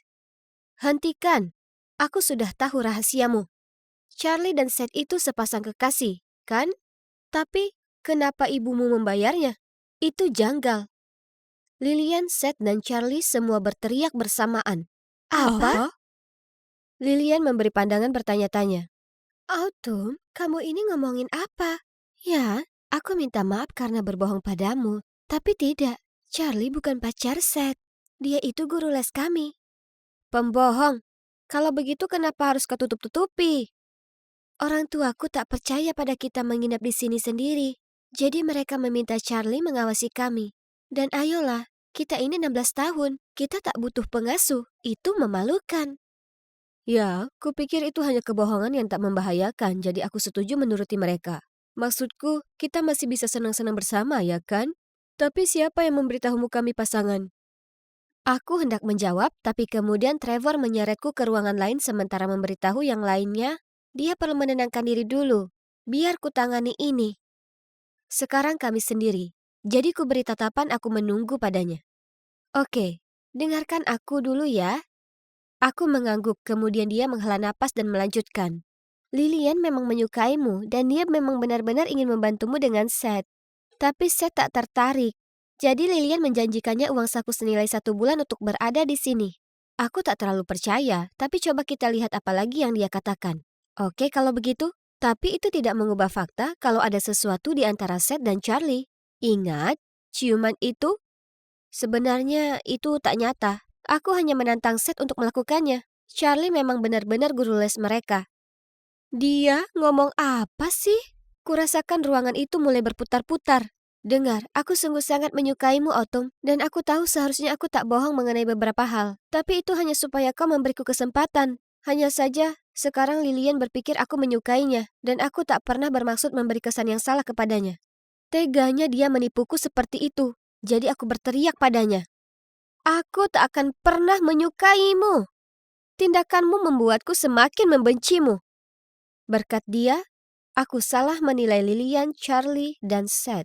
Meski, jujur saja, Seth mungkin bukan pembohong, tapi tetap saja dia bukan tipeku sama sekali.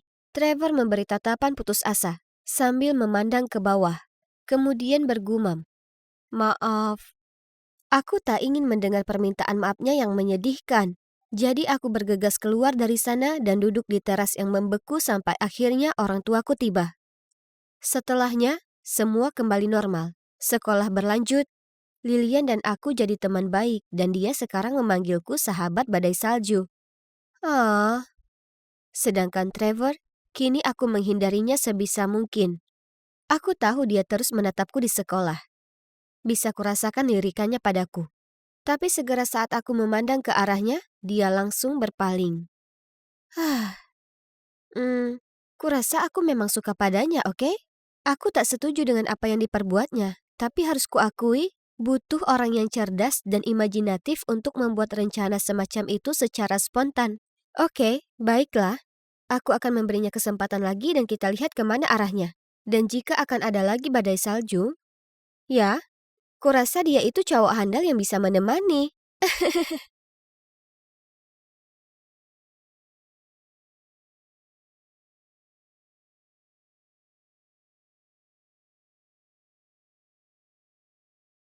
Aduh, kepalaku rasanya seperti baru saja dipukul batu bata.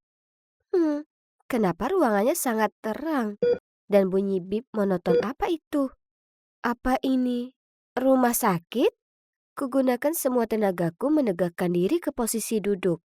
Kemudian seorang perawat masuk ke ruangan. Saya, ke, kenapa saya di sini? Aku tergagap kebingungan.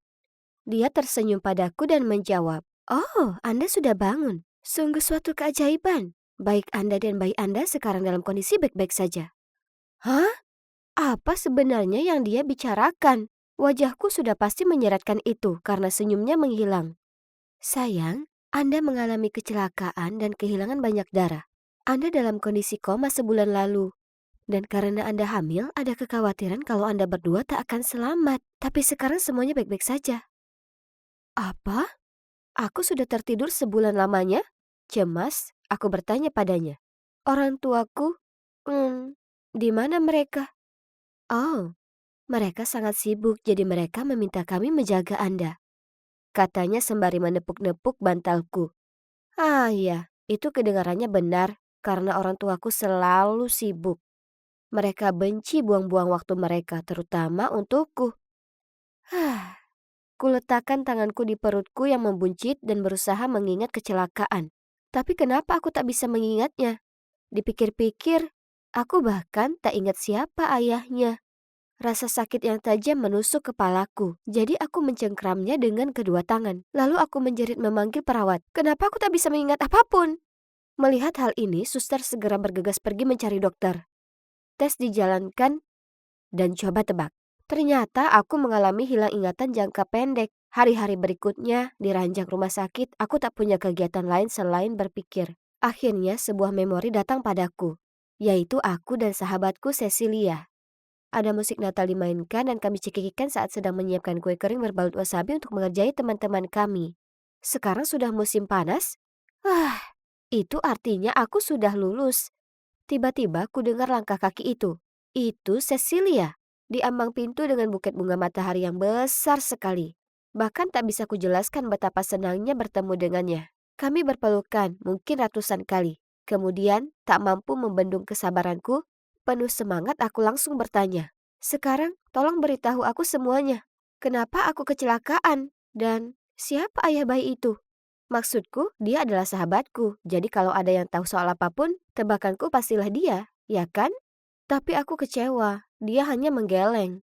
Maaf Dora, aku tak tahu apapun soal kecelakaan itu. Tapi, ayahnya kemungkinan si Louis. Aku pun berseru kaget. Apa? Louis si kutu buku Star Wars dari kelas matematika? Jadi, ternyata Louis dan aku sudah saling cinta sejak lama. Dia juga bilang dia sempat kaget awalnya ketika cewek pemberontak sepertiku jatuh hati ke murid dengan nilai A sepertinya. Louis? Sungguh? Aku dan Louis? Kalau begitu, lalu kenapa dia belum menjengukku? Melihat betapa tercengangnya aku, Cecilia melanjutkan. Dengar, kurasa kau sebaiknya pergi temukan Louis dan menyelesaikan ini. Jadi, segera setelah aku diperbolehkan pulang dari rumah sakit, aku pergi ke rumah Louis. Dia membuka pintu dan memberiku tatapan tidak suka. Apa maumu? Kita sudah putus, sudah lama sekali. Kemudian dia membanting pintu di depan wajahku. Ini sangat membingungkan dan menjengkelkan. Dia alasan kenapa aku tak bisa pakai celana panjang kesukaanku. Dia perlu bersikap dewasa. Jadi, aku kembali ke rumahnya keesokan harinya. Bersikeras akan mendapat jawaban. Hanya ibunya yang membuka pintunya dan mengatakan kalau dia sedang kuliah. Aku berkendara ke sana dan melihatnya jalan menyeberang kampus. Geram, kuhampiri dia dan kucengkram lengannya. Louis, jika kau menjauh dariku lagi, aku bersumpah aku akan teriak. Dia terlihat sangat tak nyaman, tapi tak punya pilihan lain selain mengikutiku ke kedai kopi terdekat. Awalnya, keheningan itu rasanya canggung. Aku tak bisa berhenti menatap kemeja menjijikkan yang dipakainya. Apa yang pada kulihat pada cowok ini? Tapi kemudian dia bicara. Bicara saja, aku ada tugas penting yang harus diselesaikan besok. Kuhantamkan kepalan tanganku ke meja dan berteriak. Aku hamil. Dan itu anakmu. Apa? Tak mungkin. Matanya terbelalak. Oh, jadi kau pikir kau bisa melepaskan tanggung jawabmu dengan kata-kata seperti itu? Aku, berapa bulan kehamilanmu? Begini, Louis, aku hamil 3 bulan. Dia menghela napas lega. Sekarang sudah jelas. Kita putus 4 bulan lalu. Sudah pasti itu bukan milikku. Pasti milik si Kai. Kai? Siapa Kai? Aku benar-benar bingung. Apa dia mengarang cowok ini hanya untuk bisa lolos? Inilah tipikalmu. Dia geram padaku. Kai itu cowok motor selingkuhanmu. Setelah itu dia meneguk kembali minumannya lalu menggeram. Selamat tinggal Dora. Kemudian pergi. Ya ampun, ini terlalu sulit untuk diterima. Tak tahu harus bagaimana. Kukirim pesan ke Cecilia menanyakan apa dia ada waktu untuk bicara. Lalu pesan oke darinya muncul semenit kemudian. Saat tiba di rumahnya, kulihat seorang laki-laki berlalu pergi dengan motornya. Jadi segera saat dia membuka pintu, aku mengedip kepadanya. Siapa cowok tadi? Jangan bilang kalau itu cowok barumu. Cecilia hanya menatapku malu-malu. Gak, cuma seorang kenalan. Lalu dengan cepat dia menarikku masuk. Jadi, apa yang terjadi dengan Louis? Aku ingin tahu semuanya. Kujatuhkan diriku di sofa, menghela napas dan ceritakan padanya semua tentang pertemuan yang tak terlalu menyenangkan dengan mantanku itu. Wah, dia memang brengsek. Cecilia, apa menurutmu aku perlu ketemu Kai ini? Mungkin dia ayahnya. Tidak. Dia menyelaku. Maksudku, kau bahkan tak mengenalnya. Aku menaikkan alisku. Apa kau mengenalnya? Cecilia tampak seperti orang kebakaran jenggot. Oke, ini janggal. Apa dia menyembunyikan sesuatu? Aku hendak mendesaknya untuk dapat informasi lebih lanjut saat tiba-tiba kami mendengar pintu terbuka. Ups, aku lupa ponselku. Seorang cowok tampan dengan jaket kulit masuk. Apa dia cowok yang kulihat keluar tadi? Kemudian dia memberiku tatapan kebingungan. Dora? Hah? Kenapa kau tak di Itali? Aku pasti memberinya pandangan aneh karena dia menggosok kepalanya, lalu melanjutkan. Kok bisa kau pergi begitu saja tanpa mengatakan apapun? Maaf, apa kau mengenalku? Dia tampak bingung. Hah? Apa katamu? Ini aku, Kai. Aku terpaku dan jantungku rasanya mau loncat dari dadaku. Kai? Kau ini Kai? Ayah dari bayiku? Kai melotot padaku. Bayi apa? Kau ini ngomongin apa? Tak satu pun ini masuk akal buatku juga. Jadi aku hanya berseru. Kau tahu, terjadi kecelakaan dan aku sekarang menderita hilang ingatan. Aku tak bisa mengingat apapun. Yaitu semua yang terjadi setelah Natal.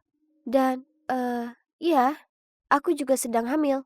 Segera setelah aku selesai bicara, Kai berpaling melihat Cecilia, yang sangat gugup menggigiti kukunya. Cecilia, kenapa kau bilang padaku kalau Dora belajar di Itali? Dia memohon. Kai, tolong. Aku hanya tak ingin kau terjebak dalam kekacauannya. Kau pantas mendapat lebih dari ini, daripada dia. Apa? Jadi Cecilia sudah bohong padaku selama ini, sementara dia sebenarnya tahu siapa ayah bayiku? Ya ampun, teman macam apa yang melakukan itu? Aku hendak berteriak padanya, kemudian Kai berkata, bagaimanapun Dora, aku minta maaf tapi bayi itu tak mungkin milikku, karena kita hanya berciuman dan tak lebih. Ruangan itu rasanya mulai berputar. Aku bergegas keluar. Aku perlu waktu sendiri untuk mencerna ini. Jujur, aku merasa seolah seluruh dunia menentangku. Ingatanku tak bisa diandalkan, orang tuaku tak peduli, sahabatku mengkhianatiku. Dan sekarang aku tak tahu siapa ayah bayiku. Betapa tragisnya aku. Aku sampai di rumah dengan suasana hati sangat buruk. Tapi orang tuaku tetap saja terlalu sibuk dengan laptop mereka untuk tahu itu. Dengan nada dingin, ibu cuma berkata, "Sudah kau temukan siapa ayahnya?" Dengan diam aku menggelengkan kepala. Ayah mendengus. "Ya Tuhan, kepalamu ini gunanya cuma untuk gantungan topi atau apa? Kau sendiri yang menyebabkan masalah ini, jadi selesaikan sendiri." Kenapa mereka bicara seolah mereka peduli untuk membantuku? Tolonglah, aku selalu memecahkan semuanya sendiri. Frustrasi, aku langsung bergegas ke kamarku. Aku sedang duduk di dekat pintu, menatap kosong keluar saat ponselku berbunyi. Itu Cecilia. Hanya memikirkannya saja membuatku marah sekali. Sampai kulempar ponselnya ke lantai bahkan tanpa memeriksa pesannya. Lalu muncul bunyi lagi, jadi aku membungkuk untuk mengambil ponsel saat tiba-tiba kulihat sesuatu mencuat dari bawah kasurku. Itu pemantik api dengan nama Stanley terukir di atasnya. Tunggu dulu. Stanley? Itu mengingatkanku akan sesuatu. Aku ingat sekarang, Louis putus denganku 4 bulan lalu. Tapi bukan karena Kai. Tidak, itu karena dia akan pergi ke kampus bergengsi dan dia pikir perilaku bebasku ini akan membatasi penampilannya. Menyambut kehidupan jombloku yang baru, aku berkendara ke Pulau Key West dan berpesta selama beberapa hari. Dan itulah saat aku bertemu Stanley di sebuah bar. Jadi dia ayahnya. Tapi sekarang apa? Maksudku, aku tak tahu cara menghubunginya. Tapi kalaupun aku bisa menemukannya, lalu apa? Aku tak mencintainya. Aku bahkan tak mengenal cowok itu. Dan aku tak ingin terikat dengannya hanya demi bayi ini. Dan saat aku kembali ke kota, aku semakin dekat dengan Kai. Hanya saja Cecilia tak suka hal ini. Jadi dia melabrakku di sekolah dan bersikeras kalau aku sudah mencuri cowoknya. Aku memutar mata dan memberitahunya, kau ini konyol. Kai bahkan tak menyukaimu, dia menyukaiku. Hal berikutnya yang kuingat adalah tangan kuat mendorong punggungku. Lalu kemudian aku terpeleset dan jatuh dari tangga. Dan sisanya kalian tahu sendiri. Cecilia itu monster tak berhati. Amarahnya yang penuh kecemburuan bisa saja membunuhku dan bayiku. Aku menepuk perutku. Syukurlah kami berdua baik-baik saja. Aku hanya perlu cari tahu apa yang harus kulakukan sekarang. Jadi, setelah memikirkannya berhari-hari, kuputuskan apa yang akan kulakukan. Aku akan jadi ibu tunggal. Hei, aku tahu aku bisa melakukannya. Tak mungkin aku akan jadi orang tua seburuk orang tuaku. Itulah kenapa aku sekarang di sini mencari buku-buku parenting. Kenapa mereka taruh buku-buku ini tinggi sekali? Sangat tidak pengertian. Tepat saat itu juga seseorang datang menyelamatkanku, mengulurkan tangan dan mengambil buku yang kuinginkan, lalu memberikannya padaku. Aku hendak berterima kasih pada pahlawan baik hati ini saat Tunggu dulu. Kai, kuletakkan buku itu dan segera keluar dari sana tanpa berkata sepatah kata pun. Dia berteriak memanggilku tapi aku tak menoleh ke belakang. Aku hanya tak ingin terseret ke dalam drama antara Kai dan Cecilia. Menjalani 1 kali koma saja sudah cukup. Besoknya aku sedang melihat-lihat situs nama bayi. Saat ibu berteriak memberitahuku ada seseorang di pintu menungguku. Aku turun ke bawah melihat Kai. Berdiri di sana dengan tas-tas berat di kedua tangannya. Dia menatap malu-malu dan berkata, "Ini untukmu." Dan bayi itu. Ini membuatku merasa tak nyaman. Maksudku, aku kasihan padanya. Melihat reaksiku, dia melanjutkan. Seharusnya aku katakan padamu bagaimana perasaanku sejak awal, maka segalanya akan berbeda. Aku menyukaimu. Maksudku, sungguhan. Aku mencintaimu, Dora, dan aku ingin membesarkan bayi ini denganmu. Aku tak percaya Kai masih mencintaiku, bahkan saat aku mengandung bayi orang lain. Dia berniat menerima bayi ini sepenuh hatinya. Kalau begitu, kurasa sebaiknya kau masuk. Aku tersenyum padanya sambil menahan pintu terbuka. Oke, jadi terkadang hidup membawa kejutan-kejutan gila untukmu. Tapi pastinya itu membuat segala sesuatu jauh lebih menarik. Aku yakin tak akan mengejutkan bagi kalian mengetahui kalau aku tak lagi bicara dengan Cecilia atau